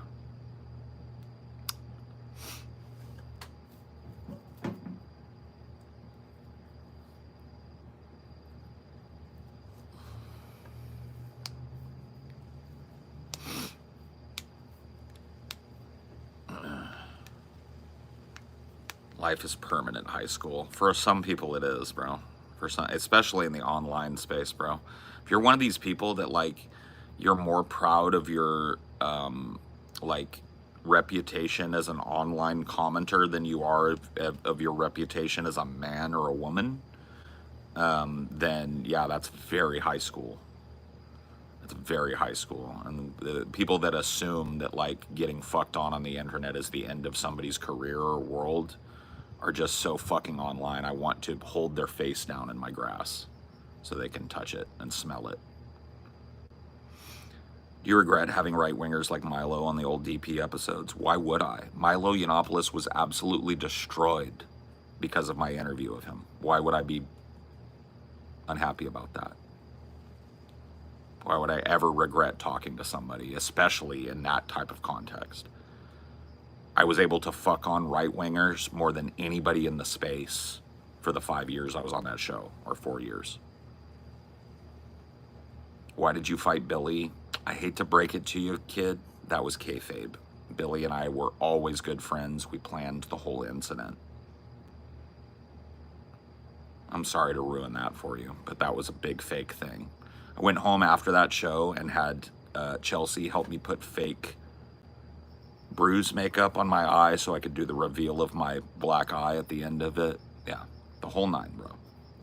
100% kayfabe.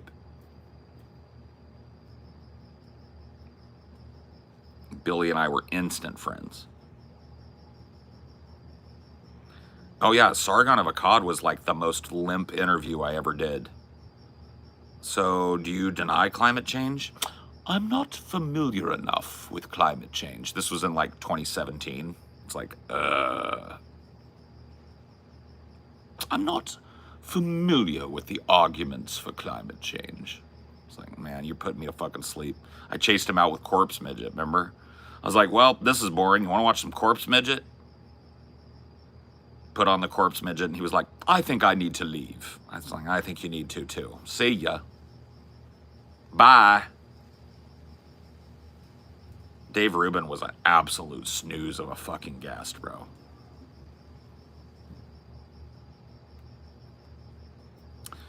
Milo was on everybody's show. Milo was on Joe Rogan. Milo's been on every big fucking show. He was huge at the time I talked to him in 2016. Huge, like unbelievably ascendant in the online space. And that stopped 6 months later because of what I did. So.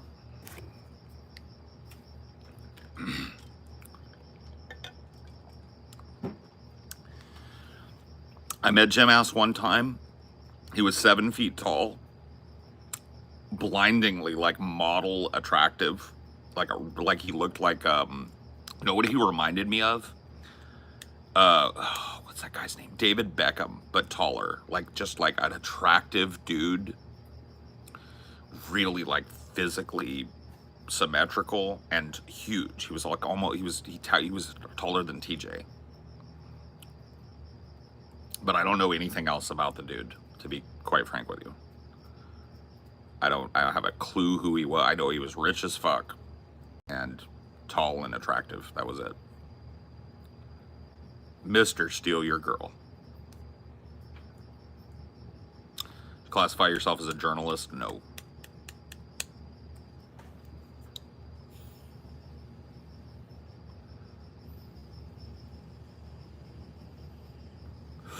Jim Az showed up in DP chat a week ago. Fuck, man, he's still around now.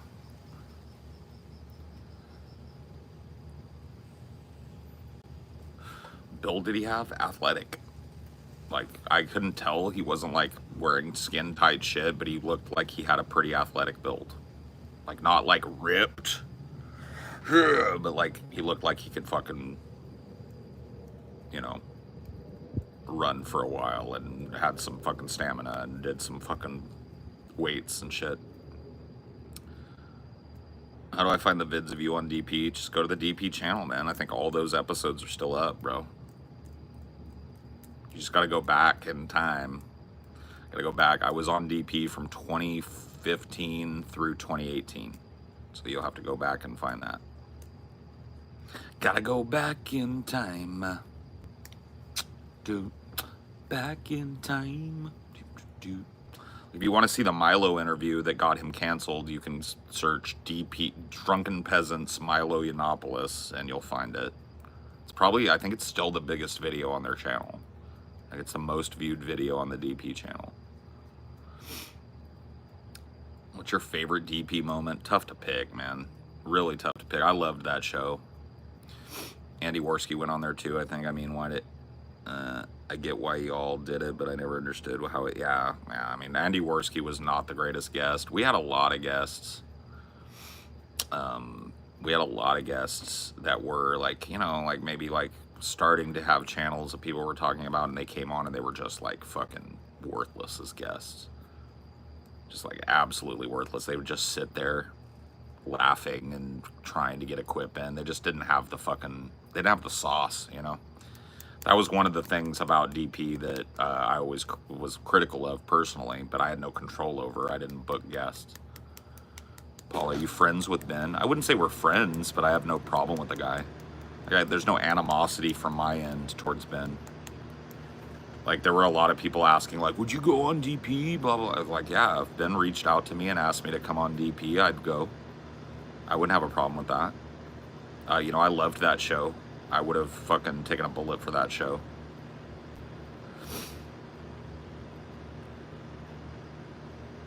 Yeah, I don't think Brett's 6 feet tall, but I might be wrong. I think Brett's probably like 5'9", 5'10". I've seen him standing next to Dorn. He doesn't tower over Dorn, so.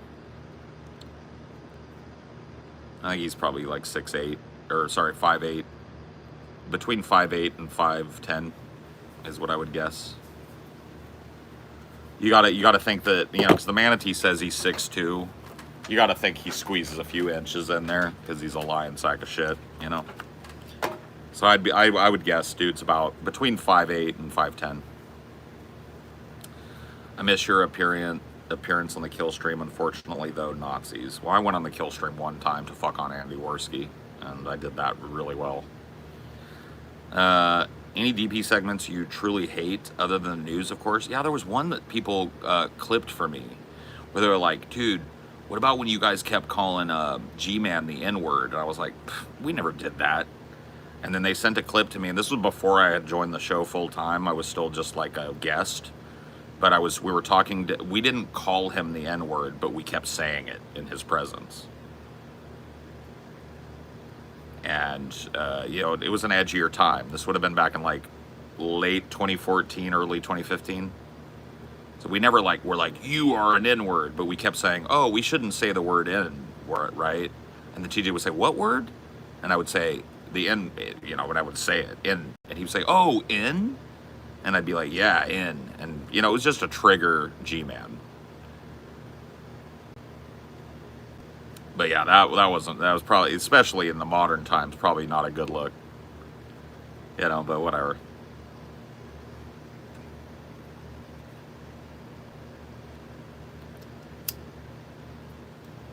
People don't remember it, but it really was, dude. Edginess was way more fucking common back in the fucking 2010s. The early 2010s especially. Brett claimed to be 6'5", 250. No fucking chance. No shot.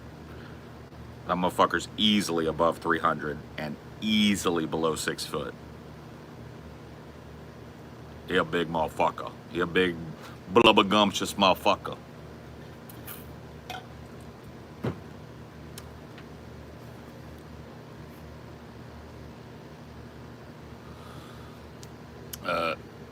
usually don't bring up DP here, but since we're there, I gotta say those 3 years or so got me through some tough shit. You guys are the first thing that made me laugh after I lost my sister. Oh, I'm sorry to hear about that, man, but I'm glad we could help. It was a great show, man. I loved that show. I don't mind talking about it. I have no clue what happened to Sci 10 Atheist. He made Brett Keane the opera and then disappeared. I don't know. I don't know what happened to the poor guy. But those were some great videos, man. Brett Keane the opera. TJ has a video where he flips the screen off, gives the middle finger, and says the N-word, which is still my favorite video of all time. He says, "Fuck your God, N-word." Yeah. Yeah. That was like a 2008 TJ video, I think.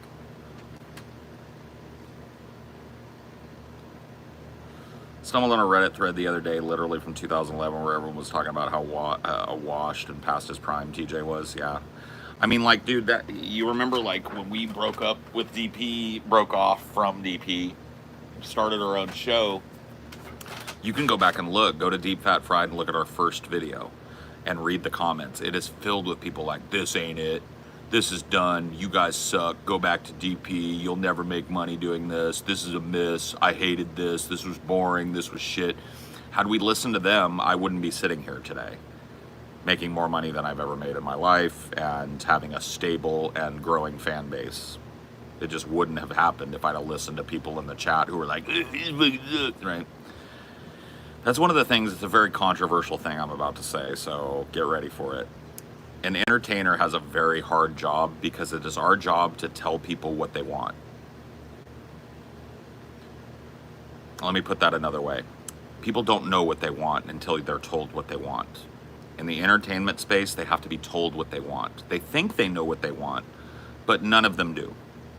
If I had listened to what people thought I should be doing, you guys would not be listening to me right now. I would have bounced off the internet like that. The average person that watches my content has no fucking clue what it is I should be doing or what it is they want me to be doing until I give it to them. It's a very controversial kind of thing to say. I know people like to think they have agency in that, but when it comes to entertainment, you just don't. You just don't. You have no fucking clue what you want. If you got what you wanted, you would hate it. It's my job as an entertainer to give you what you need, not what you want.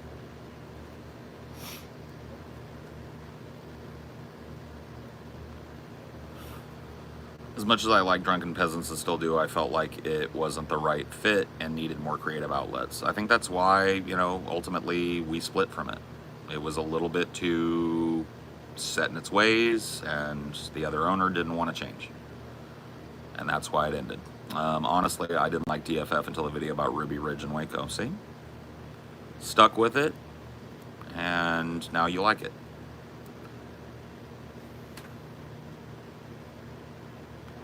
Do you always know what we need? Pretty much, yeah.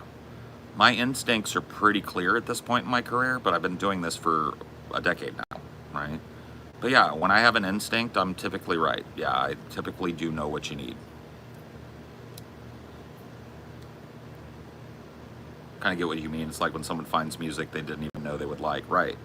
It's the same thing with musicians, movie makers, right? The idea is to give somebody, to defy somebody's expectations. And I hate to say this, but let me put it to you this way. If you had good advice for me about being a podcaster, you would have a podcast. Because why wouldn't you? Right? If you have both the interest and the knowledge to be a great podcaster, you wouldn't waste your time giving that knowledge to me. You'd have one, and I'd be looking up to you and emulating you now. See? It's the same thing. You'd say the same thing about a blacksmith, right? If I'm a blacksmith and you walk in and go like, "Hey, dude, you shouldn't quench the blade like that," I'm going to tell you, go fuck yourself. I know what I'm doing. And I'm going to keep doing the blade correctly, right? It's the same thing with podcasting. Pro wrestling is a huge part of the inspiration for what I do. So the Drunken Peasants podcast was almost entirely inspired by the concept of kayfabe from wrestling. The idea that people don't know what's real until you tell them, so you never tell them. And so wrestling is a great way of talking about what I do, and a great way of like the interactions that wrestling has with its audience is not to be loved, it's to be hated sometimes, right? Whip up that fucking negative frenzy and get people chanting your fucking for your blood, and then give them something they never expected, right? And then they stop and they realize this is a show. DFF is bigger for me than DP ever was, in terms of making money. In terms of audience, no, we don't have the sizable audience that DP had back in the day.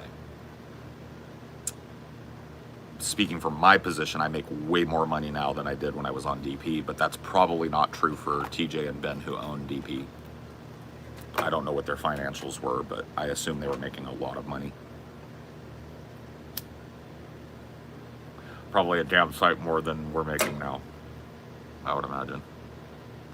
But for me as a blue collar guy, this is the most money I've ever made in my fucking entire life, by a long shot. Paul, but isn't it possible to have good ideas for a podcast, but you don't have talent to perform it? After all, there's movie writers and actors. Well, yeah, right, but those are part of the creative process. Those aren't fans of a movie going like, you should have done this, right?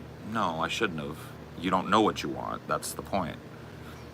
Most people won't, like, creative people won't say that to their fans, because people go like, well, fuck you, how'd you know? People don't like to be told they don't know. They'd have no problem not telling a cop how to be a cop, or not telling a fucking fireman how to put out a fire. They think they don't have any input on that. But for some reason, everybody thinks they can be a podcaster, and nobody can. You know, for every million people that want to be a podcaster, there might be 0.5 people that are successful at it. That's the truth. And you don't take advice in that situation any more than a blacksmith or a fireman would take advice from some fucking dork that wandered in off the street.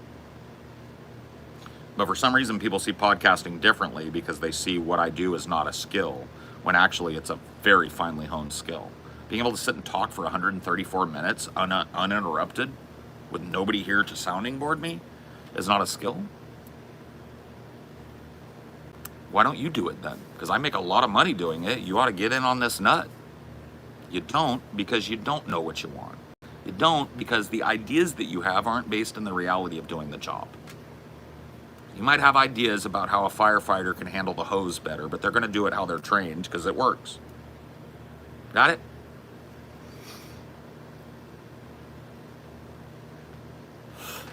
That makes sense. What is worse, a wet bag interview on DP or the Tate Gauntlet? The Tate Gauntlet.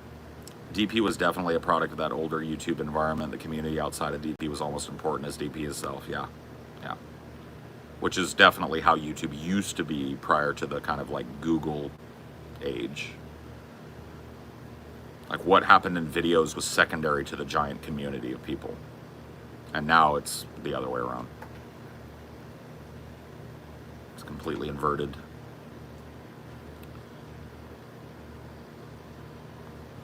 This is a personal one, but do you agree with people online who say you're too salty? Yeah. I have look, dude, my demon is anger. Anger is, what people say when people say you're salty. What they're really saying is that's another way of saying, man, you're mad. Yeah, anger is my demon, for sure. Like, it's my shadow. My Jungian shadow is definitely anger and rage. And, yeah, I could see how that comes off as too salty to people, and, I don't deny it.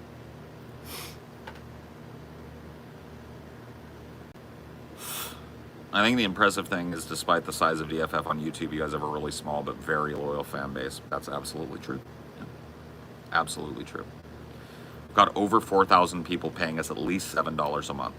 And that's just our Patreon. That's pretty fucking nuts.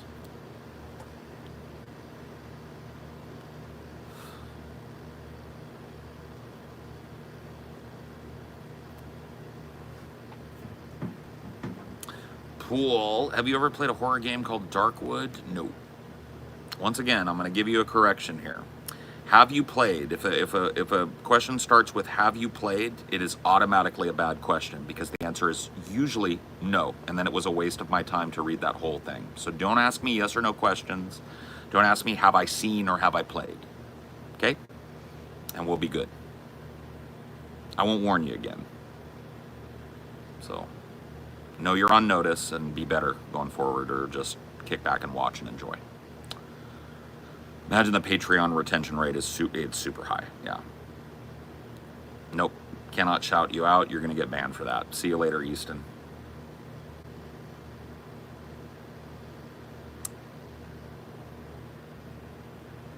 Sucks that people can't have a conversation, but we enforce it here. So if you got to get banned, you got to get banned. But people can't talk like adults. It's really sad. It's a sad state of affairs. Does Jung trump Freud in your opinion, or does one need both? I don't think one needs either, but for me, I identify more with Jungian psychology than I do Freudian psychology. The rules are strict here, but it makes it better, yeah. What are your favorite games? My favorite video game of all time is Diablo 1. The first Diablo, it's unmatched, and then probably Ultima Online really close behind it. Hey Paul, do you ever use one hitter when smoking weed? No, I do not. I have in the past. I used to have a cigarette one hitter that looked like a cigarette, so I could smoke it on the way to work. But I don't do that anymore. So, well, I still smoke, but I don't, have to hide it. I was listening to an archived ideology the other day, and you were repeating the same rules. It really is never ending for you. Yep.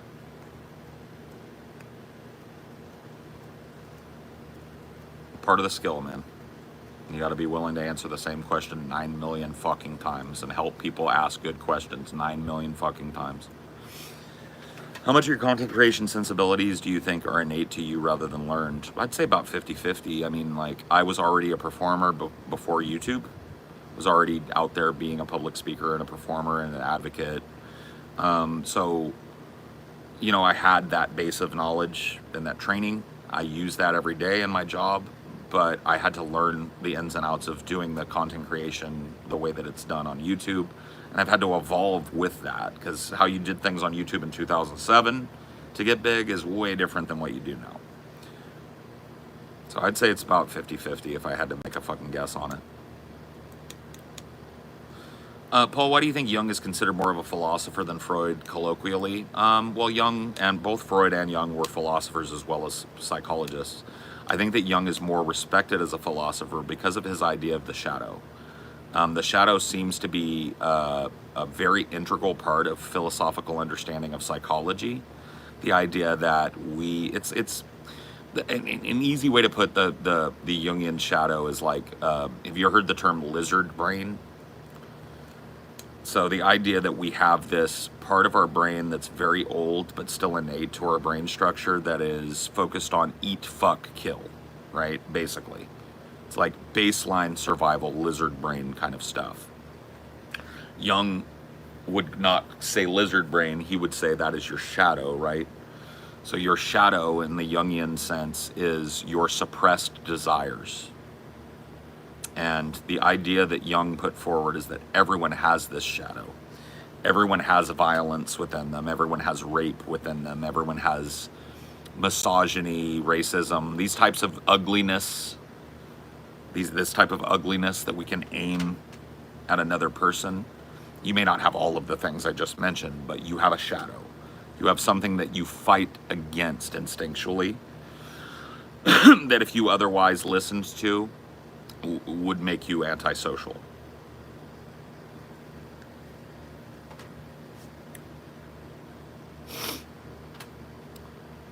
Paul, do you think the reason Ayn Rand isn't considered as a philosopher is because she espoused ideologies that she is considered a philosopher?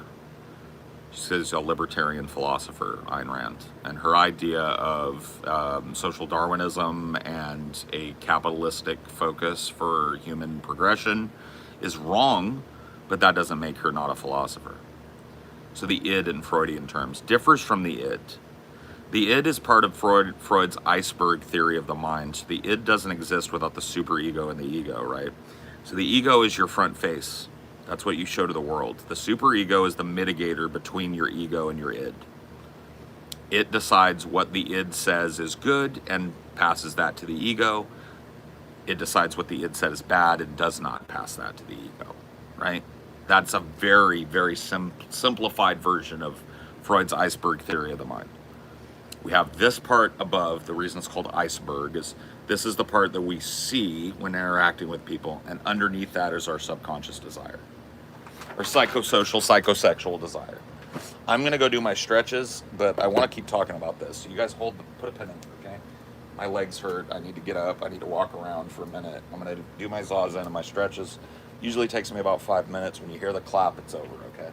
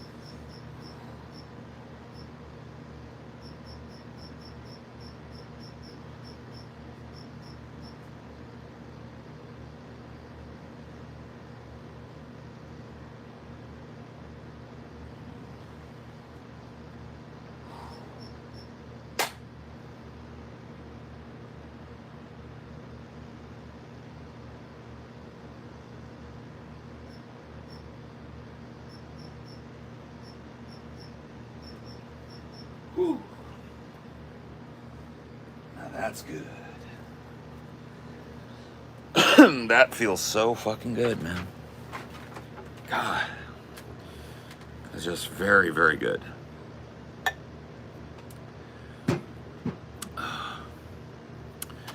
What did Freud mean by the abyss? I'm not sure. It's been a long time since I took classes in psychology. I don't remember. You're talking about Nietzsche? See, I don't remember Freud talking about the abyss.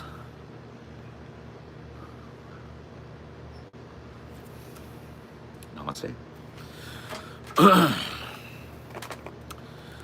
Do you believe in dream interpretation? No. Saw your combo with Destiny. I was surprised you let him down. Go down the history rabbit hole and stop focusing on the state here and now. Yeah, you know, a lot of people said that I could have pushed back harder on that. I really just wanted the conversation to keep going. I wanted to dig deeper. And I felt like refusing to go with his simplified definition, the mens rea definition of genocide, allowed me to really dig deeper on why he thinks that the mens rea could not be established now when Israeli people, Israeli media, and Israeli government officials are all calling for the extermination of Palestine. It seems to me that's the mens rea for genocide. And so keeping him on that felt good. And I think we got a lot of moments from him where he confronting that was hard. But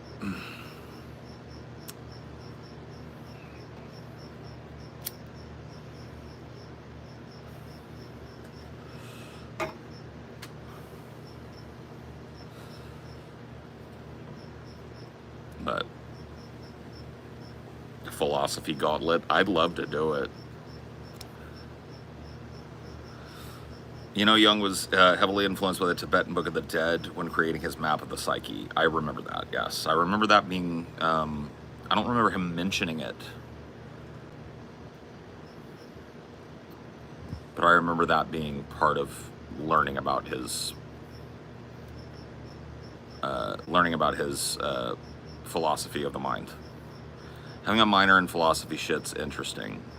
Yeah, I never really got super deep down the philosophy side of things, but you have to, philosophy and psychology intersect pretty heavily.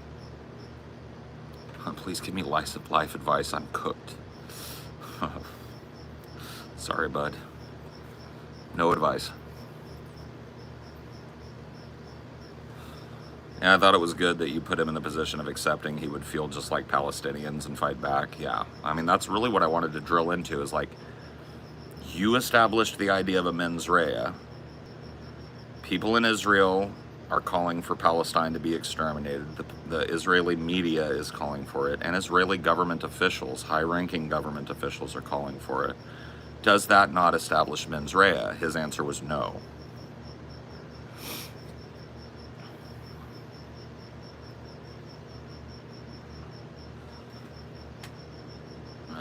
Philosophy and science in general tend to work together.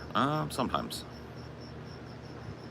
This is the 2 a.m. Paul Cope stream. It's 11:35 p.m. for me. And I don't think there's been a whole lot of Cope. But enjoy your band. I don't know why he's so stubborn on this topic. I mean, he's invested, right? He believes he's right. He's just as invested as I am in thinking he's wrong, right? It's okay. It's okay to disagree. What is this mens rea thing? Mens, it's M-E-N-S. Mens rea, R-E-A, 2 words. It's Latin for in the mind or having in the mind. It means that in order to prove genocide, you have to have the destruction of infrastructure and stuff, but that's in every war, as Destiny said, so we set that aside. The second component that he says is missing is mens rea. That the country and leadership and military of Israel does not have in their mind the elimination of the Palestinian people. That was his argument. I think that argument falls flat. So the fact that we spent so much time picking into that argument, I think was a good thing. But yes, I could have held him to a more broad definition of fucking genocide. I could have asked him to account for that, for sure. I just thought it was a good line to keep going down. I wanted to grant him the mens rea definition because I think that's the easiest way to prove that Israel is genocidal. Listen to the people of Israel, listen to the media of Israel, and listen to the fucking leadership of Israel. That seems to be establishing a mens rea for me, but not for him.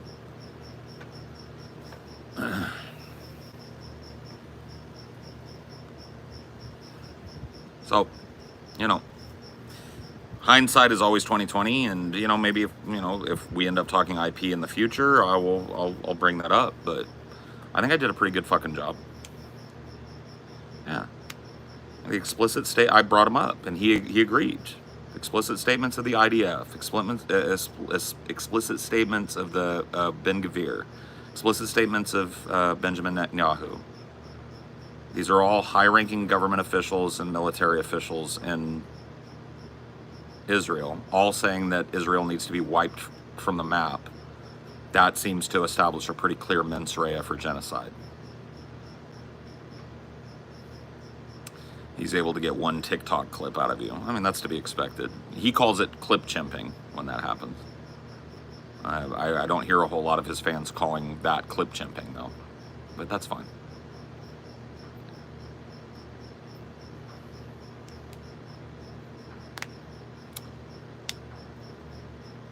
What do you think the big conflict might be? Taiwan, North Korea, Iran? Taiwan is the one that seems to be looming, right?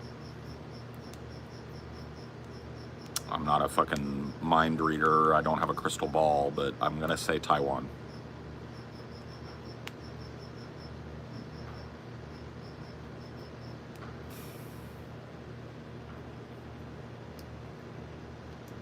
Too fucking stupid tonight, bro.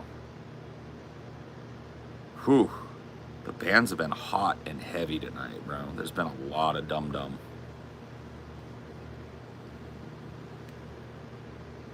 He's a twat. I saw his chat. They were vicious and spitefully dishonest, and you shall know them by their fruits. Yeah, well, you know, I hope you don't judge me entirely by my audience being fucking retarded. I don't judge Destiny for that. Like, I don't ask him to account for every fucking retard in his audience. I hope you wouldn't ask me to do the same. I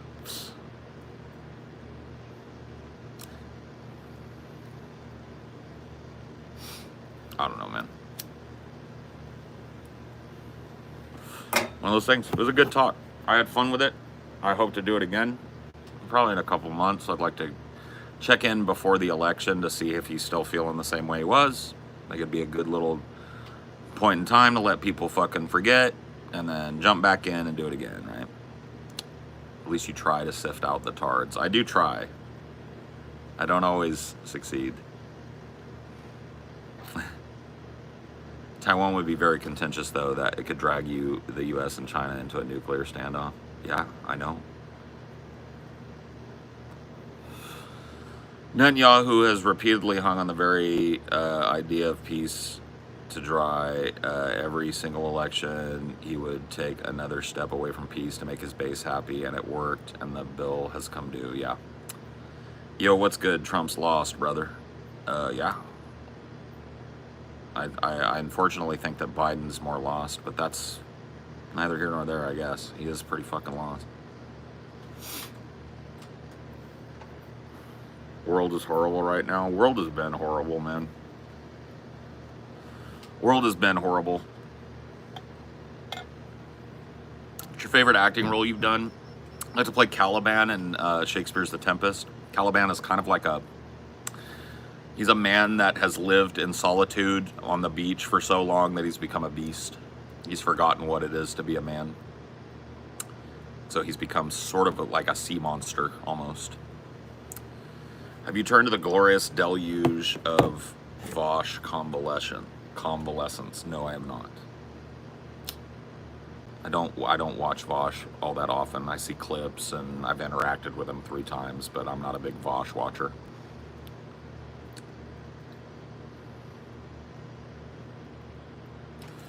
I read the comments on the Destiny convo. They sure seem to hate Paul. I would too. Yeah, man, if I had Destiny spinning his wheels for 3 hours trying to pretend that people saying that they want to wipe people out isn't a clear mens rea for genocide, I'd be pretty pissed off too. Like, if I had my favorite streamer spun out in a conversation like that, I'd be pretty pissed off. So, yeah. I mean, Biden is considered a good prez policy-wise. What does that say about humanity? Yeah, I don't know. Not a lot good. I'm not a Trump supporter, but I'll vote for him simply because he's something new. Is he really new? Didn't we already have a Trump? We already had a Trump, right? So we've already had him, so he's not new. You got to take that out of your argument. But the rest of it, I guess, different? I mean, I don't think he's different either, right? We've had him before. I think you need to go back to the drawing board on that argument. I don't think he's new or different.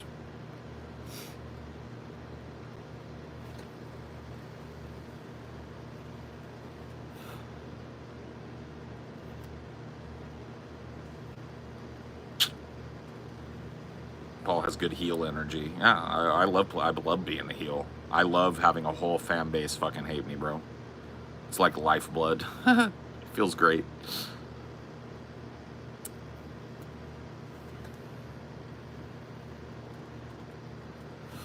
Yeah, he's new and different. It's like, oh, he is? We didn't do 4 years of Trump and see how that worked out already? Okay, new and different. Gotcha.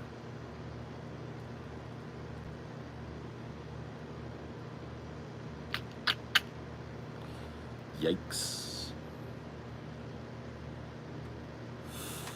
Pretty tough, man. Pretty rough spot.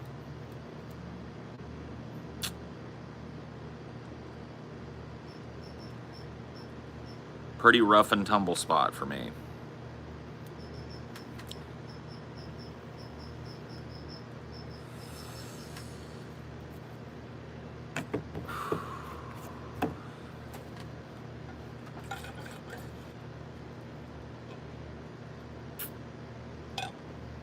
I miss the rage. I miss the rage.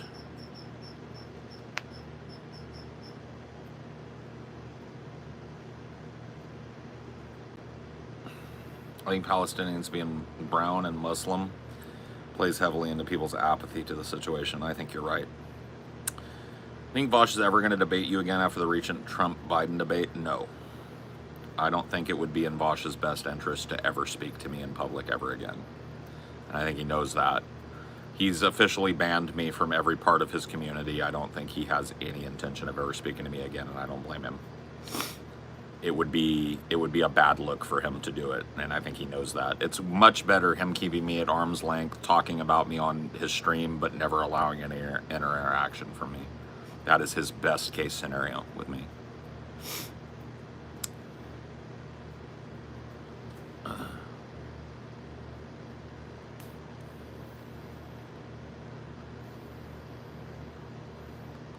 Remember when you got BTFO'd by Destiny? You mean yesterday? You mean the 30-second clip that's being passed around? Yeah, dude.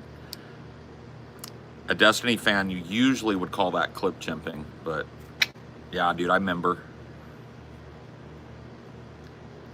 Vosch banned me from everything. I'm banned from his channel. I can't comment on his videos. I can't comment on his subreddit, and I'm banned from his Discord. What happened with you and Vosch? Well, recently, he didn't like that I went to his community to counter narratives that people were spinning about me there, and banned me from his entirety, the entirety of his community and his stream chat. He banned me from his stream chat live for asking him, am I still a fascist for opposing Biden 3 months ago? And he spun out on a Brett Keane rant because of it and banned me. So yeah.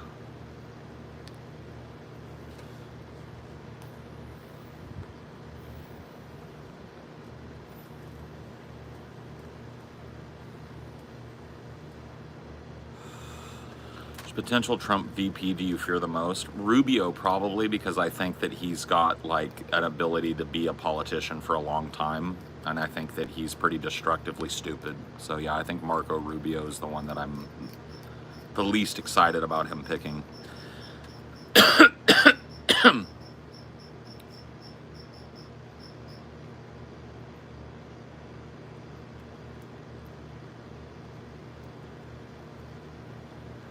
Kind of hard to steal your talking points if you're always bringing it up in his community, and always reminding him that his talking points have evolved very, very massively in the last 2 months, and that he was calling me a fascist 2-3 months ago for holding his exact position today. I wouldn't want to be reminded of that every day either. I would ban him out of my chat too. RNC is next week, I think. Trump is going to boost the polls when he announces his VP. He'll definitely do it there. I don't know about definitely, but I think you're probably right. He will do it there. I think you're probably correct about that part of it. I think he probably will try and do it there.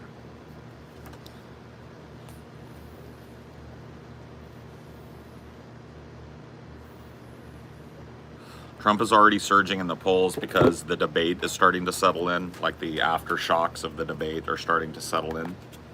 So Trump is already surging in the polls because of that. And he's going to ride that momentum into the RNC.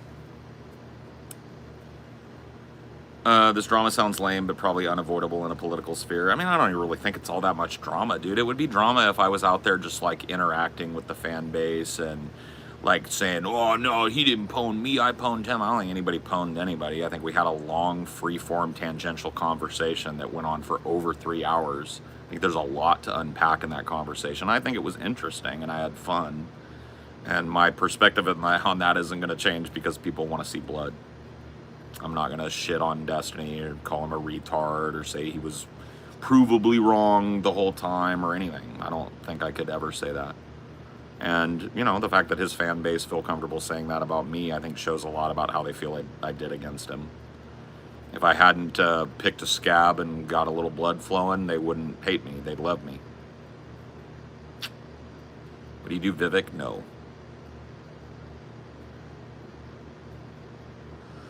A Pennsylvania politician joining Trump that's popular would be devastating. I don't know of any that would be viable.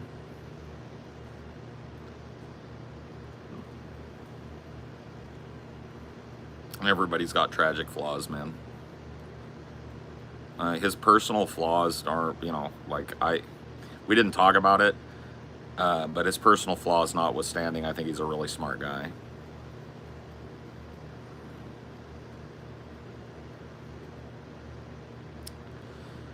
Paul, I can't believe I heard about you debating Destiny and TJ's Discord VC of all places. I look forward to going back and watching your post-discussion analysis.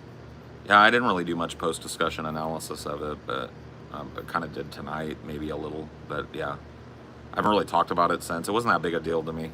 Like, I've been telling people it was Sunday afternoon for me, but yeah, it's cool. It was a good combo, I think. It was a long one. It went on a long time.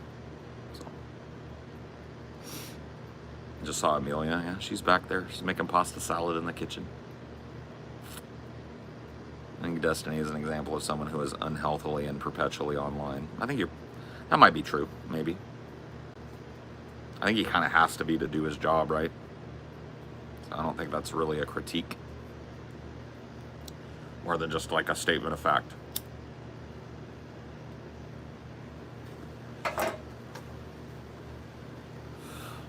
I mean, I imagine there'll be some discussion on it on the show tomorrow. I imagine so, yeah. But maybe not. I don't know. I'm not gonna go there to fucking relitigate it. But I don't have a problem talking about it. Mate, I'm in Australia and the whole world saw that debate. Jover. How could any single American think that old man should be in retirement home? Could possibly do another 4 years. Dude, bro. Trust me, most of us here in America are just as flabbergasted. Biden defiance on dropping out and seemingly unaware on losing you. You think it's cognitive issues or it's just big ego? It's both. It's a giant ego that is unchecked by proper cognitive function. That's a big danger too.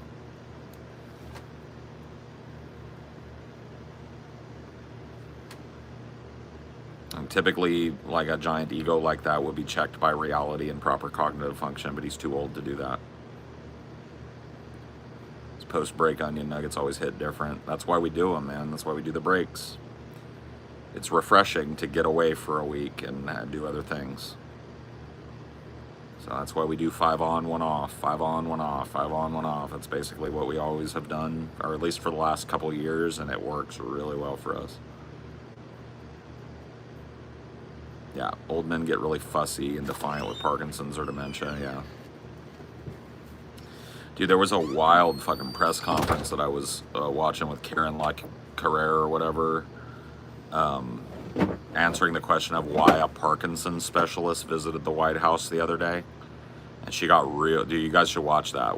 It came out today. It was a press conference today where she got really heated back and forth with a journalist that was trying to pin her down on like why the president is being visited by Parkinson's disease specialists.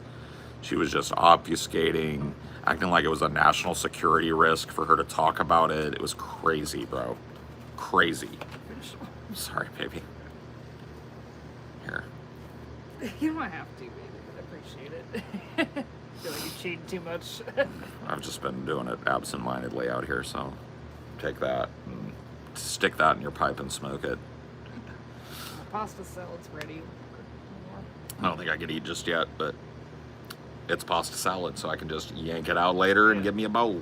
Instead of making it in 2 batches like I did last time, I just did it all at once, so. All right, well, we're going to have to eat pasta salad for a few days. We'll have it as a side.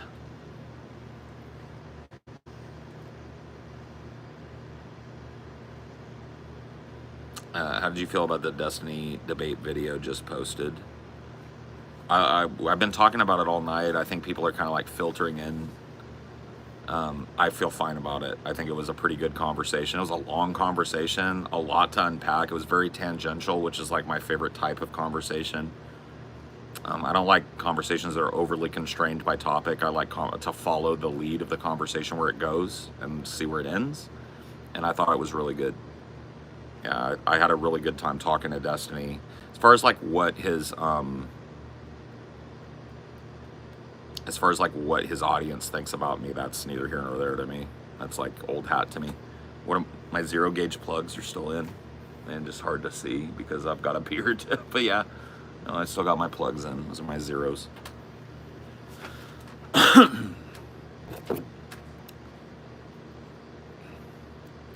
you think you need to work on your tone in these kinds of debates? Well, I would, if you listen to the debate, right?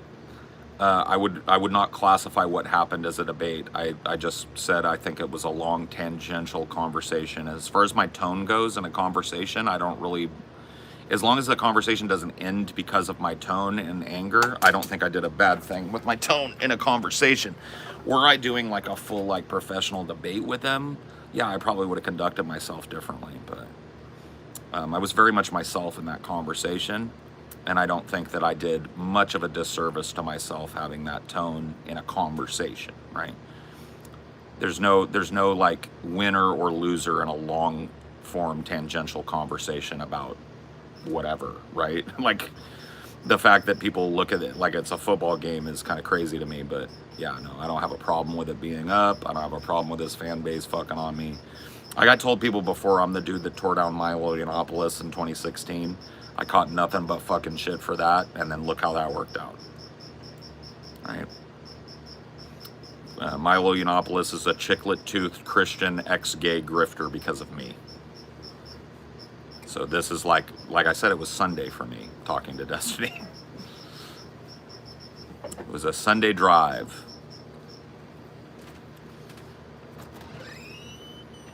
Definitely argumentative at times. Yeah, I tend to be argumentative. You might have noticed. But yeah, in a conversation, I don't hold back my argumentative nature. I think that's where it's, appropriate to bring that out. I tried my best to be respectful. I mean, I didn't call him a fucking retard or anything. His chat didn't give me that baseline respect. They were calling me a retard the whole time. Yeah, he and I didn't get like heated personal shit. We managed to stay on topic. We had a long ass fucking conversation that went all over the place, right? To me, that's a good thing. Yeah, I like that.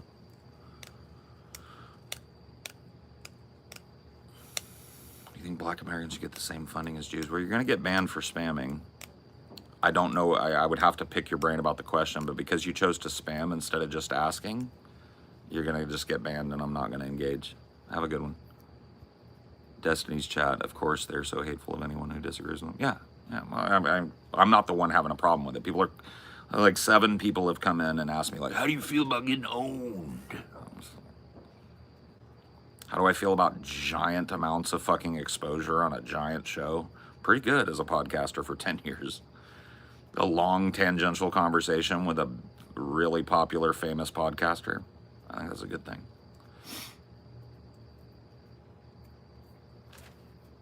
As a Destiny fan, I respect that you went on to talk with him. Thanks, man. Yeah, I don't run from talking to anybody. It's not a prerequisite to me for somebody to agree with me. Good exposure that you think will lead to growth for you? I don't know. Probably not like huge growth, but I have a small but very dedicated fan base that pays my bills. I have over 4,000 people on my Patreon that pay me $7 a month or more. And so like growing my fan base was not the reason I went on his show. Yeah, I didn't go on his show expecting to have a bunch of Destiny people come over to mine. If that happens, if a few people come over and liked what they heard from me, that's a good side thing. I just did it for the memes. I did it to talk to the guy. You know, I didn't announce it on my content. I didn't even co-stream it. I just talked to the guy. Have you guys seen any good movies recently? Yeah, I've seen a few. Oh, well, let's keep it on topic.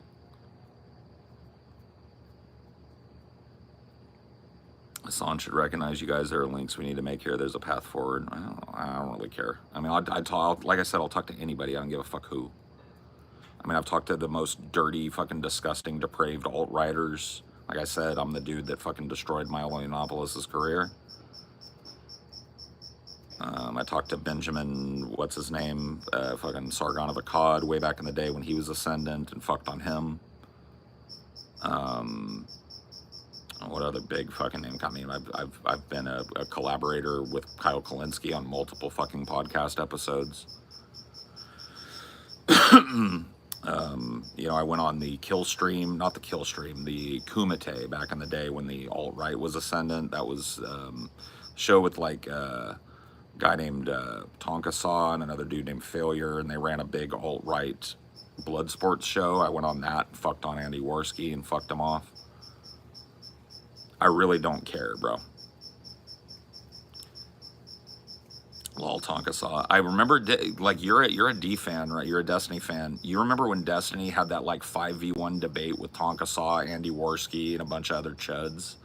Dude, that's one of my favorite pieces of Destiny content, bro. That is, like, evergreen for me. Like, that was beautiful. He fucked on those dudes so completely. See, dude, look, we're building bridges already. You came in here to antagonize me, and now we're chilling. Look at that. Isn't that great? No, it's all good, bro. I understand. Hey, you know, like I'll be frank. I talked about it earlier, so it's not something I'm running from. The little clip of me where I say, I've read all theory, and he asked me to name some pretty basic theory shit, and I really couldn't. That's a bad look, but it was 30 seconds of the conversation that went on for over 3 hours, right? Okay, cool. Yeah, I mean, there was a lot of people that have been coming in to antagonize, so I didn't mean to put that on you, Kishmart. I assumed you might have, but it's cool.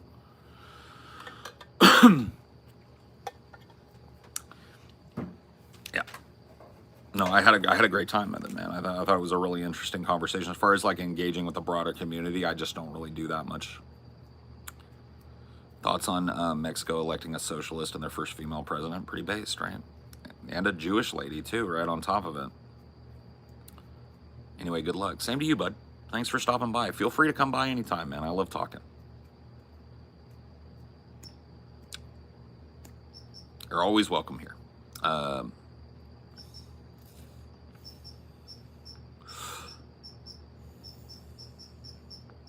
Paul, you mentioned Vosch called you a fascist for a position he's holding today. What position is that? I opposed Biden and said he needed to be replaced, or we needed to have a different candidate 3 months ago. He said I was a fascist for not supporting Biden in the face of a Trump presidency, and now he has completely adopted my position that Biden is not fit and not capable and needs to be replaced. The one thing that he hasn't reconciled is how he's not a fascist now, when I was a fascist 3 months ago. I haven't heard him talk about that, and I don't expect him to, because I don't think the answer would make him look good, but it's cool. It's expected. It speaks volumes when somebody bans you from every aspect of their community just for arguing with people who are misstating their positions. I think it speaks way louder than anything I've said to him when we've talked, you know, in the 3 times that we've talked. I've been on his show 3 times now. He's not banned from any of our content, by the way, and wouldn't be. Can I get a suey? Sure, you just got one. Vosch is brain rotted? I don't think he is. I think he's a smart guy who takes some tough positions, and he's built this picture of himself as like, I'm the dude that's always right. And when he's not right, it makes his audience like a little uncomfortable, and so he has to figure out instead of just being like, damn, I was wrong about that, let me take that back, bro. Oof. That's as easy as it would be But instead of doing that, because he's the guy that's always correct, he has to be right even when he's wrong. Yeah.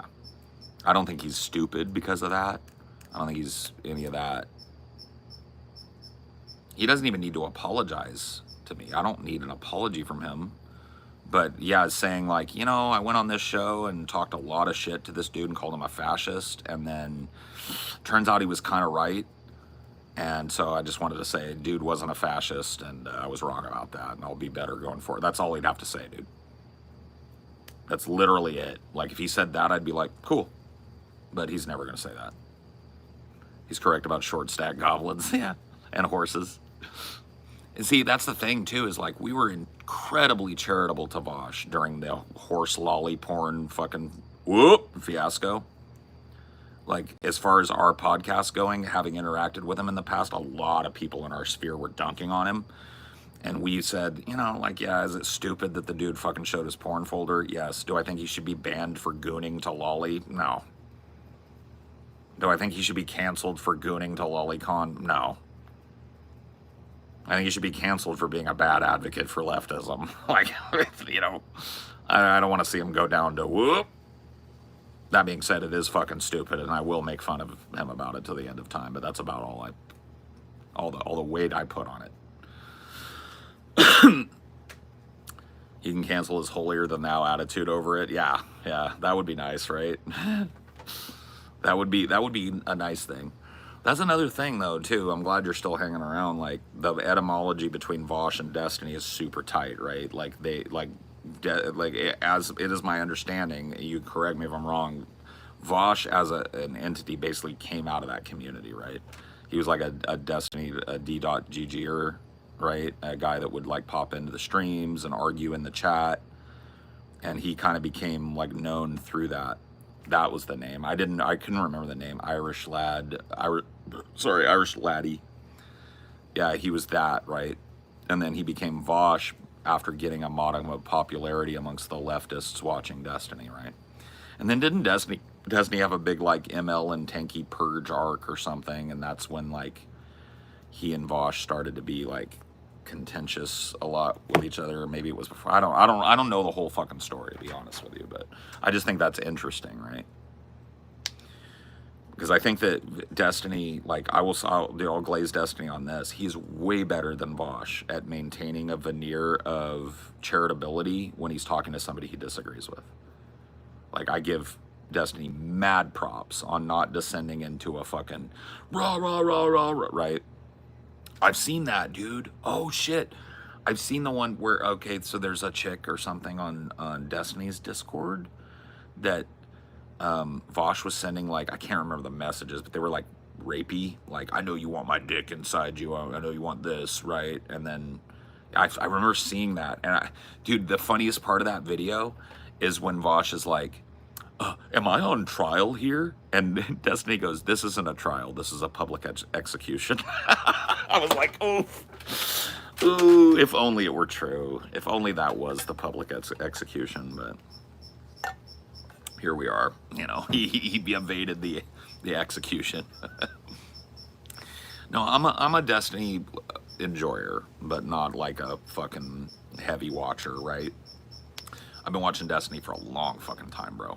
Probably longer than you. I watched him back on Justin TV when he was with Root Gaming, being a Zerg StarCraft 2 streamer, memer. So I've watched him a long time. I've been like a tangential fan for quite a bit. So it was neat talking to him for that reason. But I will say that, like, dude is way fucking better. So what do you think of Trump supporter like me? I'm very used to being met with extreme amount of vitriol and hate, but you seem pretty chill. I mean, you know, like, I will fuck on Trump. I'm not going to lie to you. Like, I think Trump's pretty stupid, but I don't think you're, like, a horrible person. I'm not going to kick you out of here. Like, the people that get banned out of here that are Trumpers, the people that come in and don't speak, they just go like, Trump 2024, and they spam it. Who you support in the presidential race is something we can talk about. I may not agree with you, but I'm not going to fuck on you for it. Like, I'm a pretty radical leftist, you know, but, I'm also like a dude that thinks it's important to build bridges, because when I was a kid, people disagreeing on politics wasn't the first thing, right? And now it seems like it's very much the first thing. People say that, like, no, no, if there's a Republican over there, you shouldn't even hang out. If there's a Trump supporter over there, you're a bad ally if you even speak to them, right? No, man, I don't throw around fascist and conversation all that often. Um, yeah, man, conversational room is good, bro. Like, I think that if you and I, like you as a Trumpist, and I were to sit down and boil down our differences, I think we'd find a lot more commonality than differences, especially with me, bro. You don't know me very well, right? But I'm a blue collar labor advocate, so I think that like my politics begin and end with blue collar people getting a bigger slice of the pie that they bake. Okay, and so I feel like there's a lot, right, of confluence between my politics and right wing politics that should be highlighted rather than like buried underneath our enmity towards one another. We could argue, we could yell at each other and hate each other's guts, but I'd rather find commonality with you. And I think that there is a commonality amongst a lot of Trumpists that they feel like the working person is getting fucked. Because they are, right? Yeah, I mean, if you came in here and said you were a Biden supporter, I'd be disagreeing with you. I'm not a supporter of either of the main political parties in the United States, or really any of the third parties. So yeah, dude, it's all chill, man. We're good. We're good. A friend of mine went to one of his rallies. How many different types of people are there is like absolutely not what the media painted it to be. Yeah, I've seen that. I mean, dude, this idea that every Trumper is like one of these fucking weirdos that's wearing a diaper and like chanting about how JFK Jr. is going to come back and save everybody. You know what I mean? And you know, QAnon and all that shit. Like, you guys are not all that, right? There's a broad scope of people, even people that are nominally on the political left, that are Trump supporters. So it was very well said. Thank you. Cool. Yeah, man. I'm glad, you know, we find that bridge, even though we're politically apart, you know.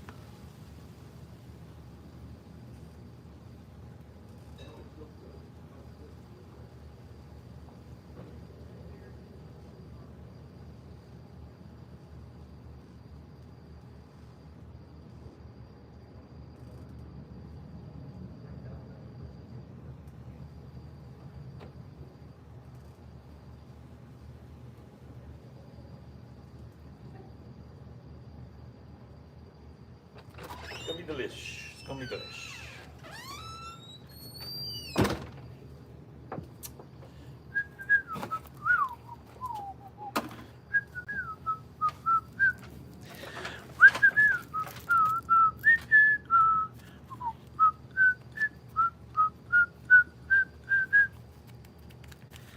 Gives me hope. Good, man. We need a little bit of that because the world is fucked up. I don't know if you've noticed. You probably have.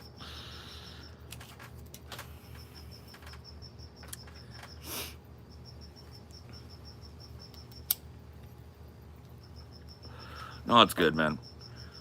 I think both of the political parties have been playing both ends against the middle for a long fucking time. I think there's way more people on the nominal left that would agree with you on a lot of stuff than you think. And I think the same is true for us leftists. I think there's a lot of people on the nominal right, Trumpists, Trump supporters, etc., that would agree with us on a ton of things. And I think we need to build bridges to those things rather than building enmity towards those two political parties and two political perspectives. I think there's a path where workers and working families and blue-collar people in this country do better that pleases both me and Trumpists, and I'm fine for that.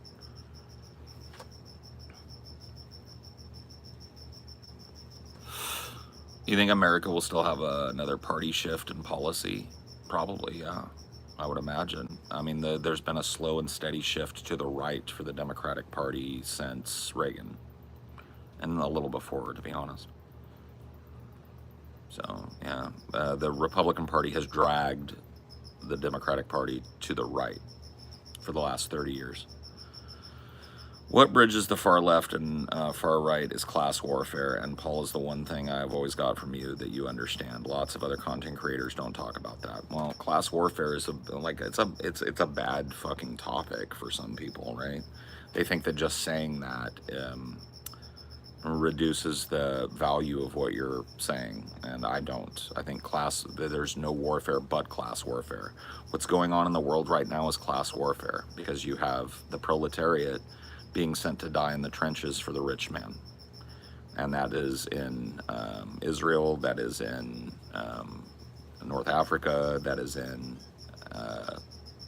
Afghanistan, Iraq, the Middle East broadly, and that is in Ukraine as well. Poor people, average blue-collar people, are being rounded up by the millions and thrown into the fucking meat grinder for rich people. And I don't agree with it. I don't think there's any warfare but the warfare of the working man against the boss and the politician.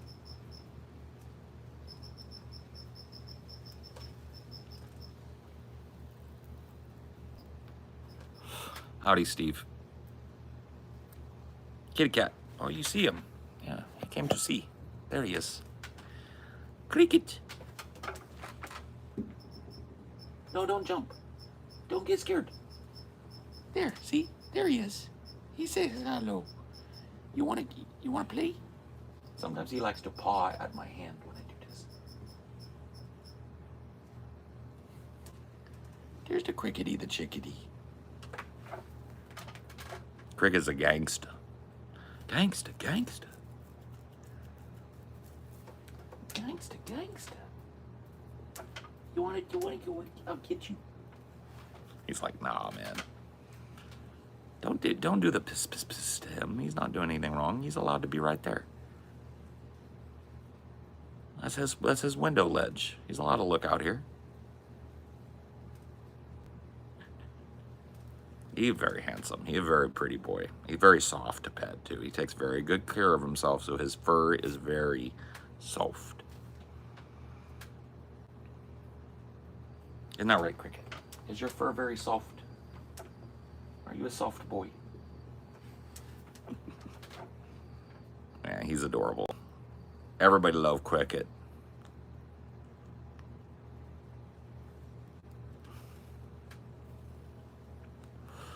And he's a black Bombay mix cat, so he looks like a lot of black cats. He's got the green eyes and the dark black fur that's kind of like dark red in the sun. He's got like a very deep auburn color when he's right in the sun. But otherwise very like shiny dark black, very soft, because he takes very good care of grooming himself, so his fur is just very, very soft. He's a wonderful cat, man. Cricket ate my Hellraiser poster, yeah. Up until Cricket, I had never had a cat, and I love him. I love him to death. I was a very, very solidly just a dog person most of my life. And then I met Cricket, and now I'm a cat person as well. So, yeah, there he is. I mean, he's still there, man. He's always watching. I'm going to leave it there on him so people can bask in the Cricket for a while while he's giving us a show.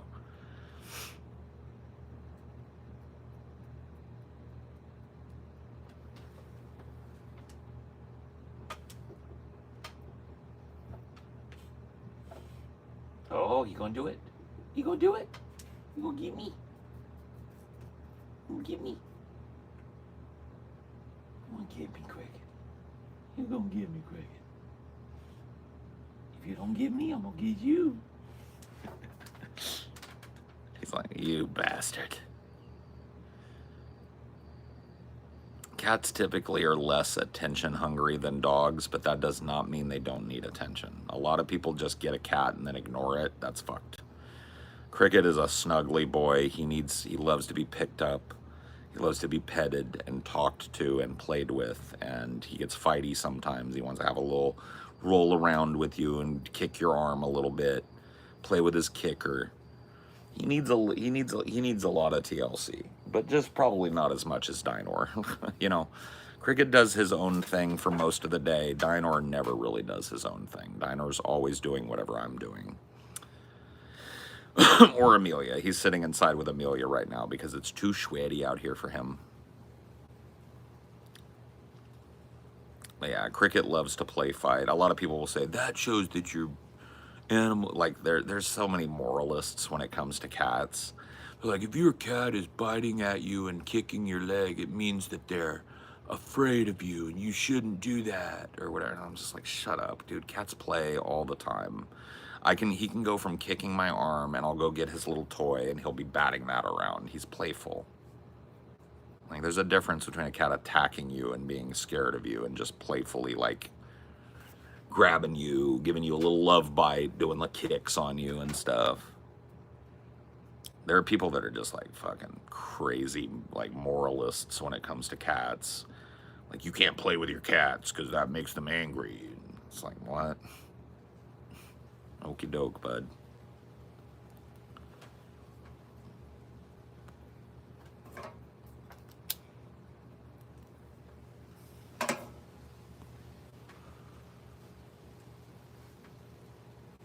Yeah. They have like you know, cats will play with each other like that in order to, it's like to hone their hunting instincts and shit. Yeah. Now, Cricket will, like, swipe and hiss when he's not liking something. Like, if there's something that I'm up to that is pissing Cricket off, there are many ways that Cricket lets me know that, and I stop doing what I'm doing. But if I walk up to him and start petting him, and he rolls over on his back for a belly rub, and then 2 seconds later he's giving me a love bite and a kick, that doesn't mean that he's distressed by what I'm doing. So...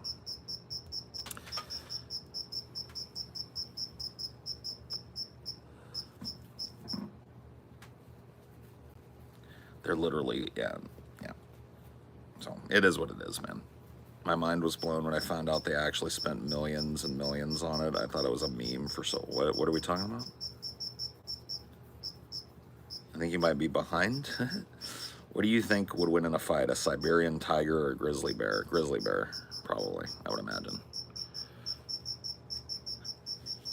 Grizzlies have that, like, super tough hide and a lot of blubber, so a cat is going to want to go for the neck, and there's a good chance that a tiger just gets a mouthful of blubber and the bear can fucking rip it apart. Like, you have to look at the instincts, right? Grizzly bears tear things to shreds. Cats go for a head or neck bite, a quick kill, because cats are not super good at defending themselves. Yeah, grizzly bear probably beats the fuck out of every animal, yeah. Except gorilla. Gorilla beats grizzly, but we all know that. Gorilla beats everything. If you're new here, that is one of the tenets of this channel, is that in a versus match, gorilla beats everything. Polar bear might be above grizzly, yes. Polar bears can be huge. What about a growler bear? You heard of growler bears? These are polar bears that have mated with northern grizzlies. Look it up. Growler bears, bro. Yeah, cats are very deadly, but they're ambush predators. You know, bears are not ambush predators. They're just straight out strength predators. So a straight up fight is not what a cat wants. A cat wants to pounce on something and get a fast, quick kill bite off on it. A grizzly bear wants to fucking tear something to shreds. So, what about hippos? Yeah, hippos are pretty, you know, we're talking about, like, here in America, I guess, is where my mind was. But yeah, maybe a hippo beats a grizzly. I really don't know. That'd be tough. T-Rex, though, dude, if a gorilla goes versus a T-Rex, right, what's going to end up happening is a gorilla with a T-Rex for a mount. Okay, now you've made gorilla more powerful. Congratulations. Okay, a gorilla riding a T-Rex into battle. Okay, that's what you've created. Gorilla wins. Hippos are not confined to the water. A hippo can run 35 miles an hour over land. They're incredibly fast animals.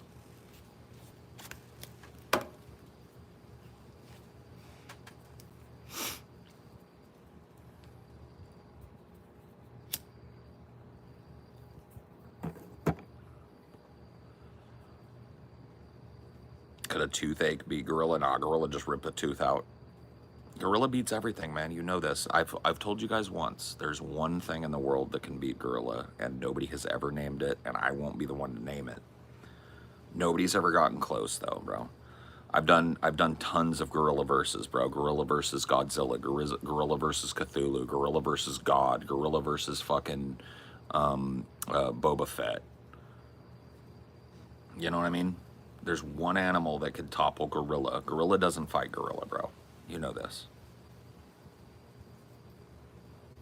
Nah, yeah, but we ain't doing prep time. It's on. You are thrown in the arena with gorilla. You fucking lose, bro. Nobody gets prep time. That's not fair. This is a straight up fucking street fight. I'm not giving a hint. When somebody guesses it one day, I will say. But nope, gorilla beats squid. You know why gorilla beats squid? Because you go like, oh, but squid in water, and I'm like, well, gorilla can't breathe water, and you're like, well, then gorilla loses, and I'm like, well, who said the fight has to be in the fucking ocean? How about we drag giant squid up on land and see how it happens? Oh, yeah, see, gorilla beats, gorilla wins. Poison dart frog, gorilla just kick that. Gorilla just kicked that away. Gorilla know better. Gorilla versus colossal meteor. That's not a thing. That's a fucking force of nature. That's not a combatant. And neither is the abyss. You guys are trying to go off topic here. Gorilla versus animal. Gorilla versus entity. Right? I've walked through it all. Something venomous wins? Nah, gorilla just grabs snake by the tail, whack its head on the ground, kill snake. Gorilla wins. Gorilla see poison dart frog, gorilla stay away from poison dart frog. Gorilla wins. Gorilla see venomous centipede on ground, gorilla squish centipede before it bites him, gorilla wins. Gorilla beats the fuck out of Indiana Jones with no prep, bro. He's just a human. Indiana Jones is just a human. Yeah, now if you give Indiana Jones a machine gun or something, yeah. But, you know, if Indiana Jones just caught fighting and a gorilla jumps him, bumps into gorilla in the woods and it's on, fucking he gets manhandled.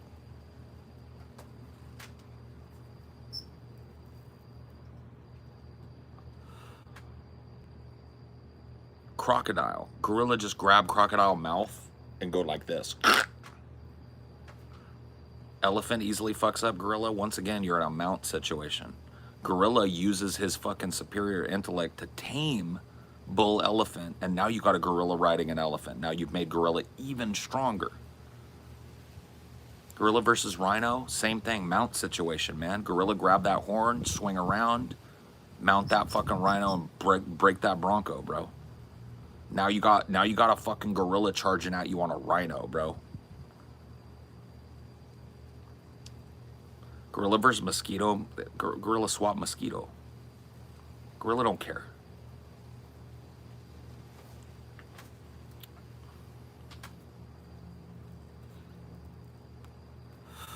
Gorilla win. Gorilla versus time. Well, time is not an entity, right? Time is not a combatant. Gorilla versus orca. Is it on land? If it's in water, why does orca get handicapped, but gorilla no get handicapped? Pull the orca up on land, who wins? Next, honey badger. Gorilla just fucking stomp on honey badger, bro. Gorilla just stomp honey badger, bro. Gorilla win. Megalodon shark. Once again, bro, that motherfucker would just be like, does gorilla got to take the handicap of being underwater? If so, then what happens? We drag the megalodon up on land. You see?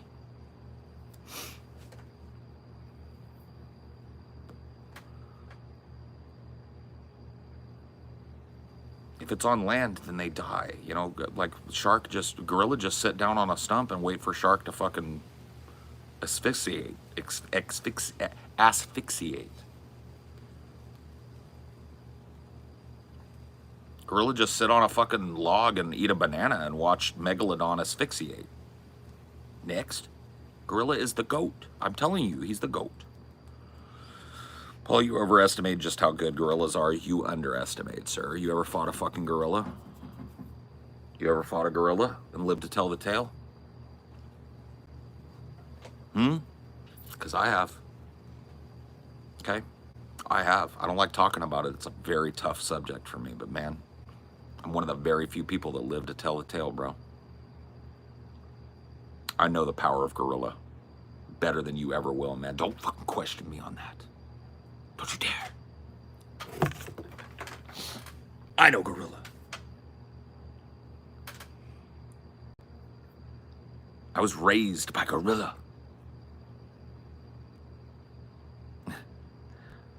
Gorilla would grasp a quasar in its bare hands and snuff it out.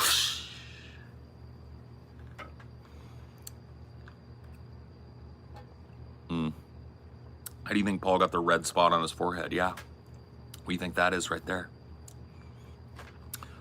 That's the proof that I faced gorilla in combat and lived to tell the tale, okay? That he won. He won decisively. Love how Cricket is just hanging in the window. Yeah, Cricket loves hanging in the window. He's a window boy. He keeps his eye on the neighborhood because there are a lot of stray cats, and Cricket wants them to know that there's a cat here already. So Cricket is on fucking lookout right now for strays, for sure. Gorillas aren't that dangerous. They normally don't kill. They just beat you to show who's alpha. Right, but gorillas still win. Gorilla win. Gorilla win, gorilla win, gorilla win. And then gorilla win. It's like, do you guys see that you guys saw that movie from a couple of years ago, Gorilla versus Lizard? You guys remember when at the end of that movie, when Lizard turned around and got a pass from Gorilla? You guys remember that? Tell me you guys watched Gorilla versus Lizard, like from 2018 or 19. What was it, like 2020? Gorilla versus Lizard. You guys saw that, right? You guys remember at the end of that movie, dude? You remember when Big Lizard is walking away? Kong versus Zilla? No, Gorilla versus Lizard, bro.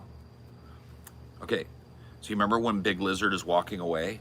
At the end of it, Big Lizard walks away, right? And he turns around and looks at Gorilla. He goes, and turns around and looks at Gorilla, and Gorilla's like, you can go. Basically, gives him the fucking, you get the pass today nod.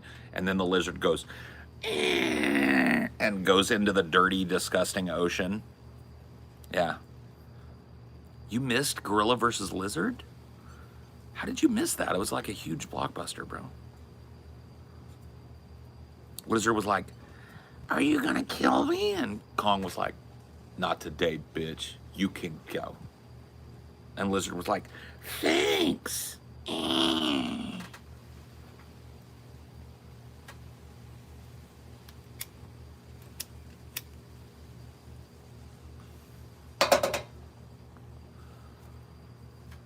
Gorilla versus Lizard, bro. Game on. Game on.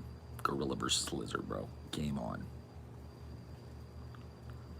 I don't know. I've never heard those names. Kong, Gojira. I never heard that. Gorilla versus Lizard is the name of the movie. You could go find it. Gorilla was literally killed by him? What? Did you watch the same movie, Bo? Gorilla was smart. Gorilla brought backup. Gorilla used intellect. Brought humans that were able to start his heart back up. Gorilla didn't die. You dumb? Gorilla was smart. He brought backup. Gorilla had 2 humans that were able to hook him up, shock his heart. And then Gorilla got up and mollywopped Lizard, remember? I know, there's so much Lizard cope every time I bring up this movie. It's like, come on, guys. Did you watch the same fucking movie?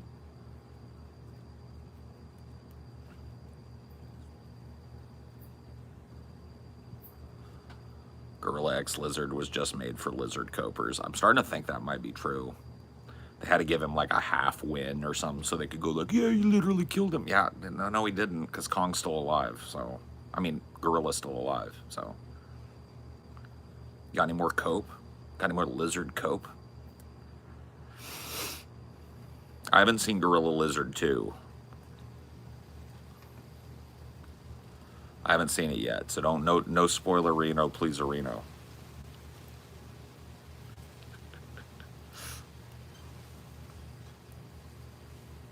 No, not, I don't know why you guys keep saying Kong. Gorilla versus Lizard.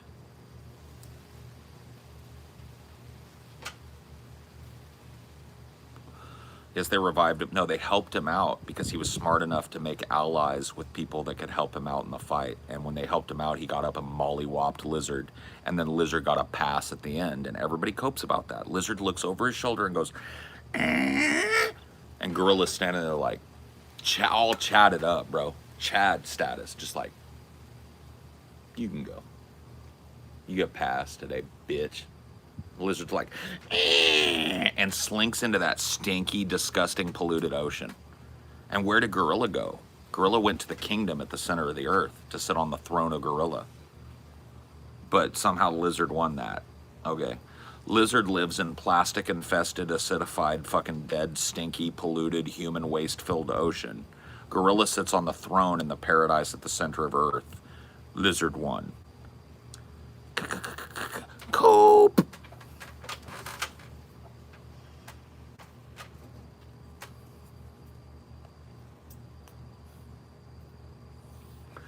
Kong literally sitting on the gorilla throne in a fucking untouched paradise, bro. With the crown on his head, and people still coping, going like, yeah, but Godzilla hit him real hard. It's like, huh?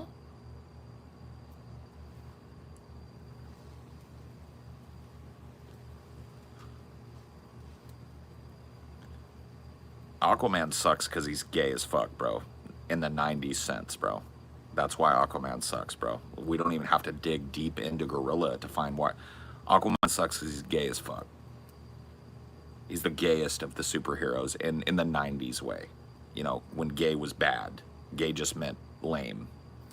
He's the gayest of all superheroes, bro. Aquaman, bro. He whispers at fish, bro.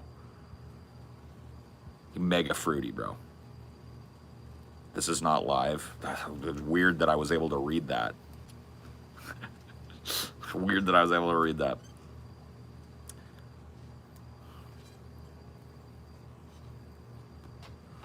Dude, you have to admit it, dude. He was gay as fuck. Nobody said shit about Aquaman. Somebody did, though, bro. You can roll it back. Don't correct me, bro. I don't like being corrected up in here, bro, unless you actually got a correction, bro. I'll slap your face. I'll slap your mouth. I'll do it, bro. Don't test me. I ain't a killer, but don't push me. Making busted shots is the sweetest joy next to getting pussy.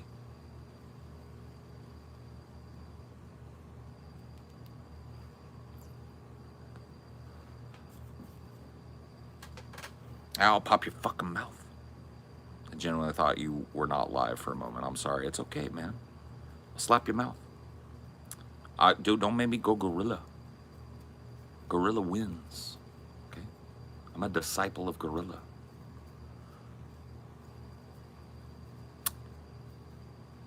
What a punk. You calling me a punk? Better not be calling me a punk, homie.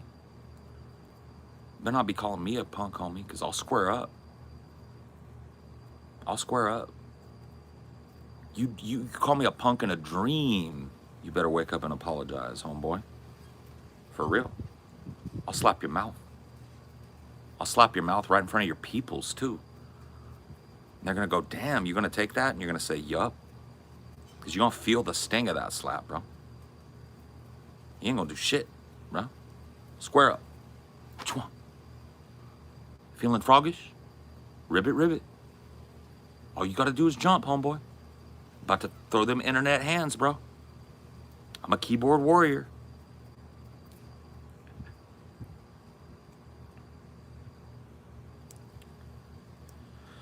I'm not about to, the monthly, I'm trying to dump $50 and move. Word. Okay, fair enough. Good to know about you. Funny people deserve the lore. Word up. Got you, dog.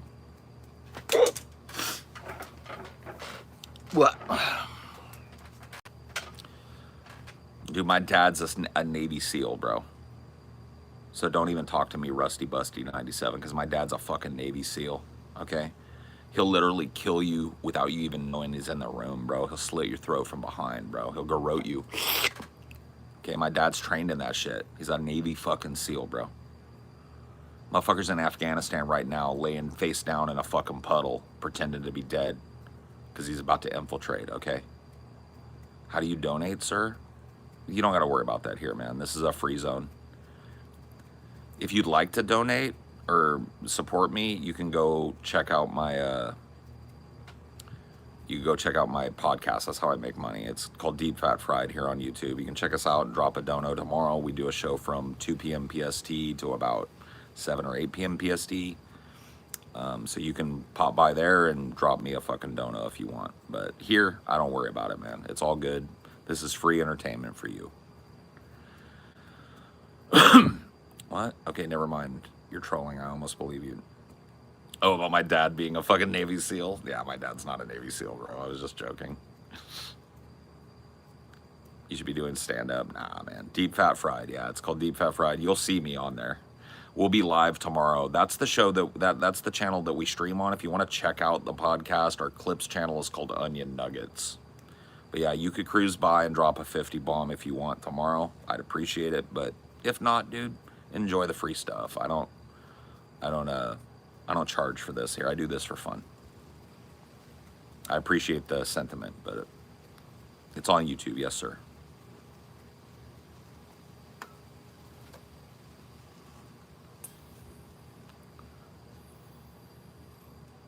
I'm good, Ibrahim. How are you?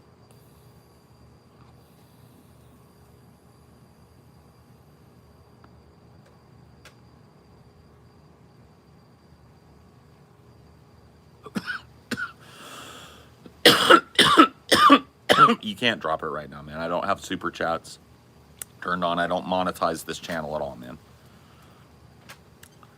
I don't. I know I'm on live, but I'm not here to scalp money, dude. I'm just here to fucking chill. Hey, dude, if you felt like I provided a chill environment for you, then hey, that's all I wanted to do tonight, bro. I don't make money doing this part of my job, and that's cool.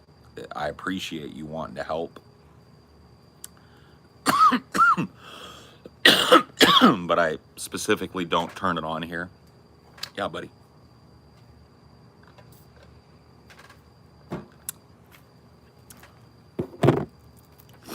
Yeah, you can become a patron, yeah, if you wanted to do that. Our Patreon is how we make most of our money. We're not just donos. No. I don't take it as disrespect. And if I came off that way, I'm sorry. I'm a little bit of a, you know what I mean? An aggressive guy, but I'm just direct. Yeah, no. It's all good, bro. You weren't being disrespectful at all. I'm just letting you know, like, I could monetize this channel and turn it into a super chat fiesta and shit, but I choose not to do that because I don't want anybody to be elevated over anybody else in here. I like to just talk, you know, and so I want everybody to feel like they don't have to pay me to get me to read shit here. But yeah, you can go to our Patreon. Pessimist Productions is the name of my production company, and that's our Patreon. And we have probably the most feature-complete Patreon in existence. I would really like to hear anybody else that gets more for $7 on Patreon than they get from us. Patreon name is Pessimist Productions. You can search for Deep Fat Fried on Patreon and you'll find it, though.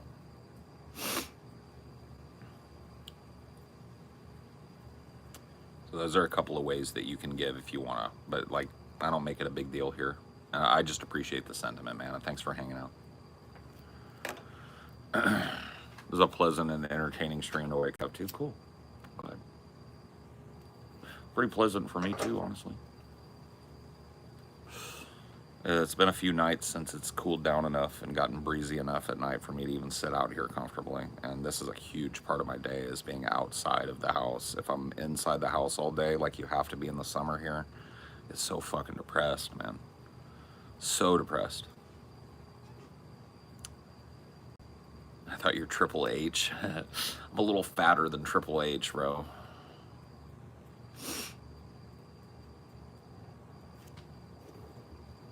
Is there a link on this channel too? No, I haven't added the links. There might be in the description, but I doubt it. I need to get on that though. I need to put my links on the channel or whatever the fuck, right? I just don't like think of this as like part of my, I just do this for for fun. I really enjoy conversating. I like talking to people that I don't know and meeting new people and having people pick my brain and picking their brains and stuff. So, triple bypass H. Dude, that's queso level fucking meme right there. You need to drop that on queso if you haven't. Are you working at a Pepsi factory? No, no. Hypothyroid. Triple hypothyroid. Yeah. The Patreon is in the description. Oh, cool. Yeah, it's in the description then. So the Patreon is there. The other links might not be, I haven't updated them in years, but the chillest live stream on YouTube. That's the idea, man. I'm not trying to make a big fucking deal out of this. I just like talking, man. I like to chill. I like people to have a place they can land like after work or whatever and just fucking like kick back and laugh maybe a couple times. That's my goal with this, right? Everywhere else, I'm trying to be a fucking clout shark, but here, not really.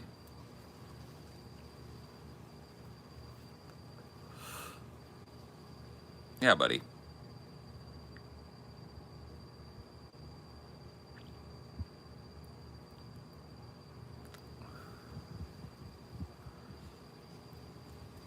Queso, dude. A lot of people come by just to say queso to me, and I had to look up who he was, and I was like, all right, I do kind of look. He's way younger though. We figured it out. I'm old enough to be Queso's dad legally. Like if I'd have fucked Queso's mom at 18, he could be my son. So that puts us, you know, I'm his elder. I want you to know you got a pillion stuck in my head for a weck. What, bruh? Are you okay? Did you just have a stroke, man? Do you need help? Paul, what's your opinion on dabs? Oh, Cricket left. What's your opinion on dabs? Yeah, they're not for me. I used to rip dabs back in like 2015, 2016 when I lived in Washington State. I was a dabbing fool, bro, and my tolerance for weed was so fucking high that it was incredibly expensive. So yeah, I just kind of smoke weed now, bro. I don't like busting the dabs anymore. That's not for me. But whatever, you know, whatever floats your boat. Nobody cares. Cool. Seems like 146 people care, but knowing that you don't care really has brightened my day. Thanks for letting me know, homie. Enjoy your band. Southern Night. Oh, there they are. I like the white noise of my sprinklers. As long as I'm not getting sprayed. Nope. Sprinklers are working. Southern nights. How I'd love to live those summer nights. Dabs fucked up my tolerance really bad too. Still on the cards, but dabs are something else. Dabs are a whole new world, right, bud? People don't know till they know. You dab for a month and look at your weed bill. You know what I mean? Jokes aside, Paul, I love you, bro. Your I'm Shameful to Be American video is integral to my maturation. Cool, bud. I'm glad you liked that video. That was an old one, man. That's an oldie but goodie. It's like a 2012 video or something. Long time ago, man.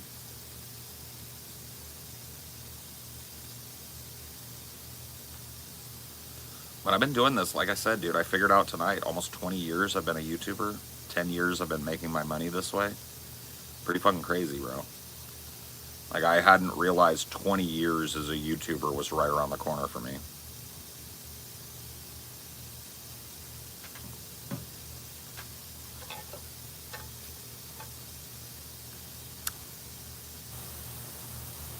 Pretty crazy.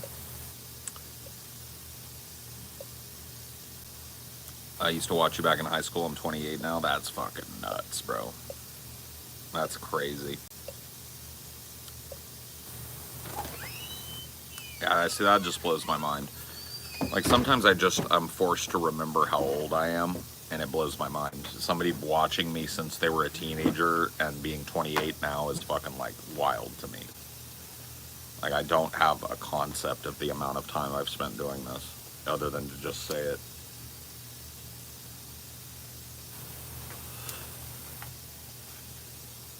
That's pretty wild. Same, turning 29 in a month. I'm 30. There's a lot of fucking people, bro. They've been watching me since they were babies, bro. That's crazy.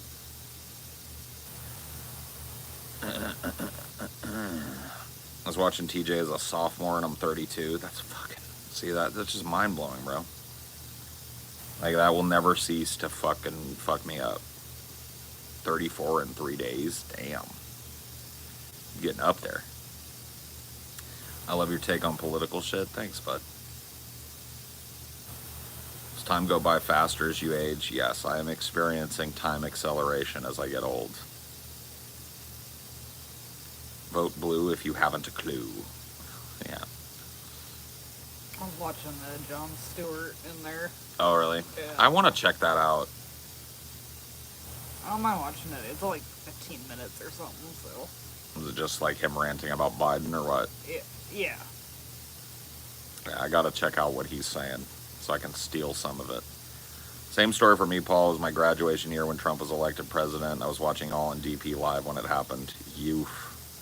Dude, that was a wild show. Election night 2016 was a wild fucking show. That had to be, like, we scooped every fucking cable news outlet. We were calling the race for Trump, like, hours before anybody said a fucking word about it in the national media. Like, we were doing legitimately, like, useful examination of paths to victory for Hillary Clinton and watching the door slam shut on all of them. And then we eventually reached a point about 2 hours before it was called where we didn't see a path forward for Hillary. And we were like, she lost. And that was 2 hours before CNN or anybody was even insinuating that Hillary Clinton was in trouble. So it's like, YouTube OGs are getting grayer, but wiser and know how to stay relevant in the rapidly. I mean, I don't know about relevance, bro. I'm not really all that relevant, right? I've got a small but dedicated fan base of, 4,000 plus people who are willing to pay me every month. And then I've got some donators outside of that, right? But I don't have this giant army of fans. My relevance has never really peaked beyond DP when it comes to, like, wider relevance on the internet, and probably never will. But I know how to do it. Like, I know how to do this and make a living doing it.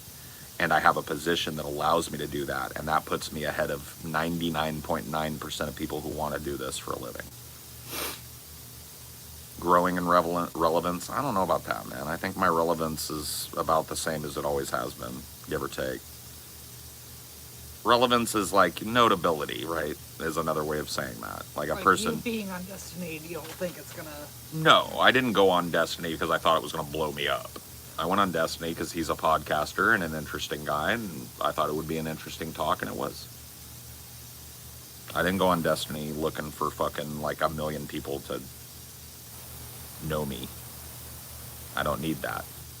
I've got a small, dedicated fan base that will probably pay me as long as I'm doing what I'm doing, and that's a beautiful thing.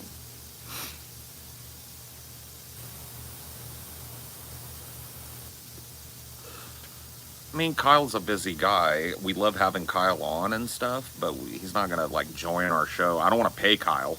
I'll tell you that much.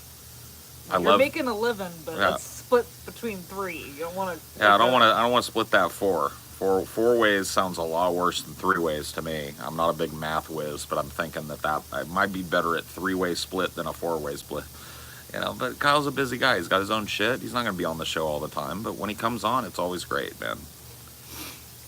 Well, you're only 1 degree of separation from talking to Jordan Peterson since Destiny spoke to him. Bring him in the show. I mean, Dude, I think you would die. I would. I would. He would leave because I would be making fun of him the entire time. I would say, but what do you like? I would let him ramble for 5 minutes, and then I would say, "That's interesting. What do you think about the tonality of the inner dragon battle that goes on between masculinity and femininity?" Yeah, if you didn't troll him, you would just die. Yeah. Oh no, I'd have to troll him. I'd have to fuck on him, and he would leave. It would be fun, but I don't see any reason why he would watch what I do and come on my show. Because he's not going to get the time. Like, when he goes on shows, he likes them to just sit back and let him ramble for 25 minutes. That would never happen on my show. So he would probably never come on my show, and if he did, he would not stay on my show for long. Would you tell him the cyst story? Oh, yeah. Well, I don't know about the cyst story. I didn't Why not? well, maybe. I don't know. You scared someone else off with it. I would just have, if I knew Jordan Peterson was coming on, Yeah. my only prep would be I would get a list of really intelligent sounding things to say that mean nothing. Yeah. Right? What do you think about the totality of the Hegelian dialectic between the body and the mind? And then just let him ramble about a completely worthless question. JP would tell you, manage your finances better. Yeah, he probably would. He is a rich fuck. Why aren't you cleaning your room, young man? Yeah, clean your room. Oh.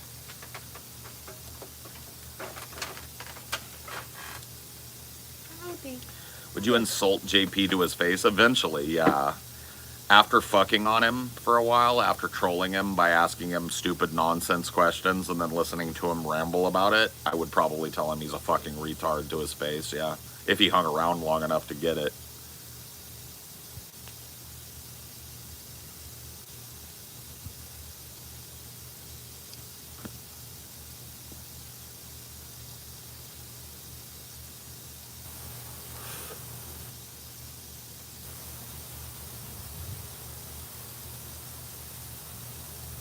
Eventually, yeah. Eventually, I would fucking insult the shit out of him because I'd be bored listening to him say nothing.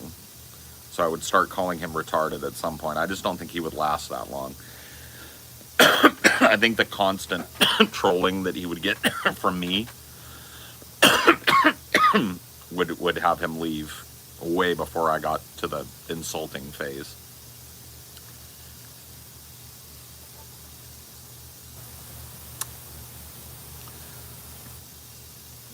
You have to go potty and go around the side. Yeah, you gotta go around the side if you gotta go pee your body because there's water right now. The grass is drinking. The grass is getting a dank. You want to say hello? Come here. Come to me. Come to me. You say hello to me. And let me put, no, don't run. Let me.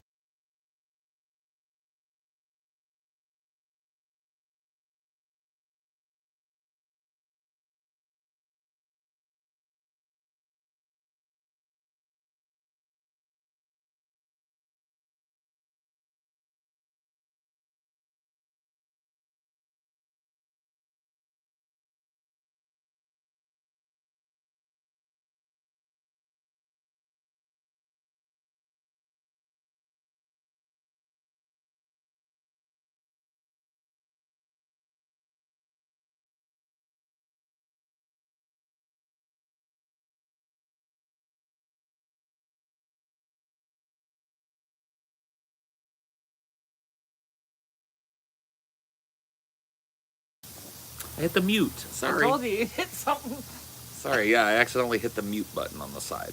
My bad. Should be able to hear me now. Got Dirty D from the Salty Sea. He got Dirty D from the Salty Sea. He wants to say hello. He likes to say hello to his friends. He say hello to your friends. He does not like camera. He camera shy. What's going on here? We're just chilling, man. I'm about to end this, though, because my battery's running low, and it's been a long one. I've been sitting here for quite a while tonight. So I'm gonna call it a night. See you tomorrow. For Yeah, onion see you tomorrow nuggets. for Onion Nuggets, 2 p.m. It's on Deep Fat Fried. If you're new, come check it out. I'll see you then. Bye. Have a good one.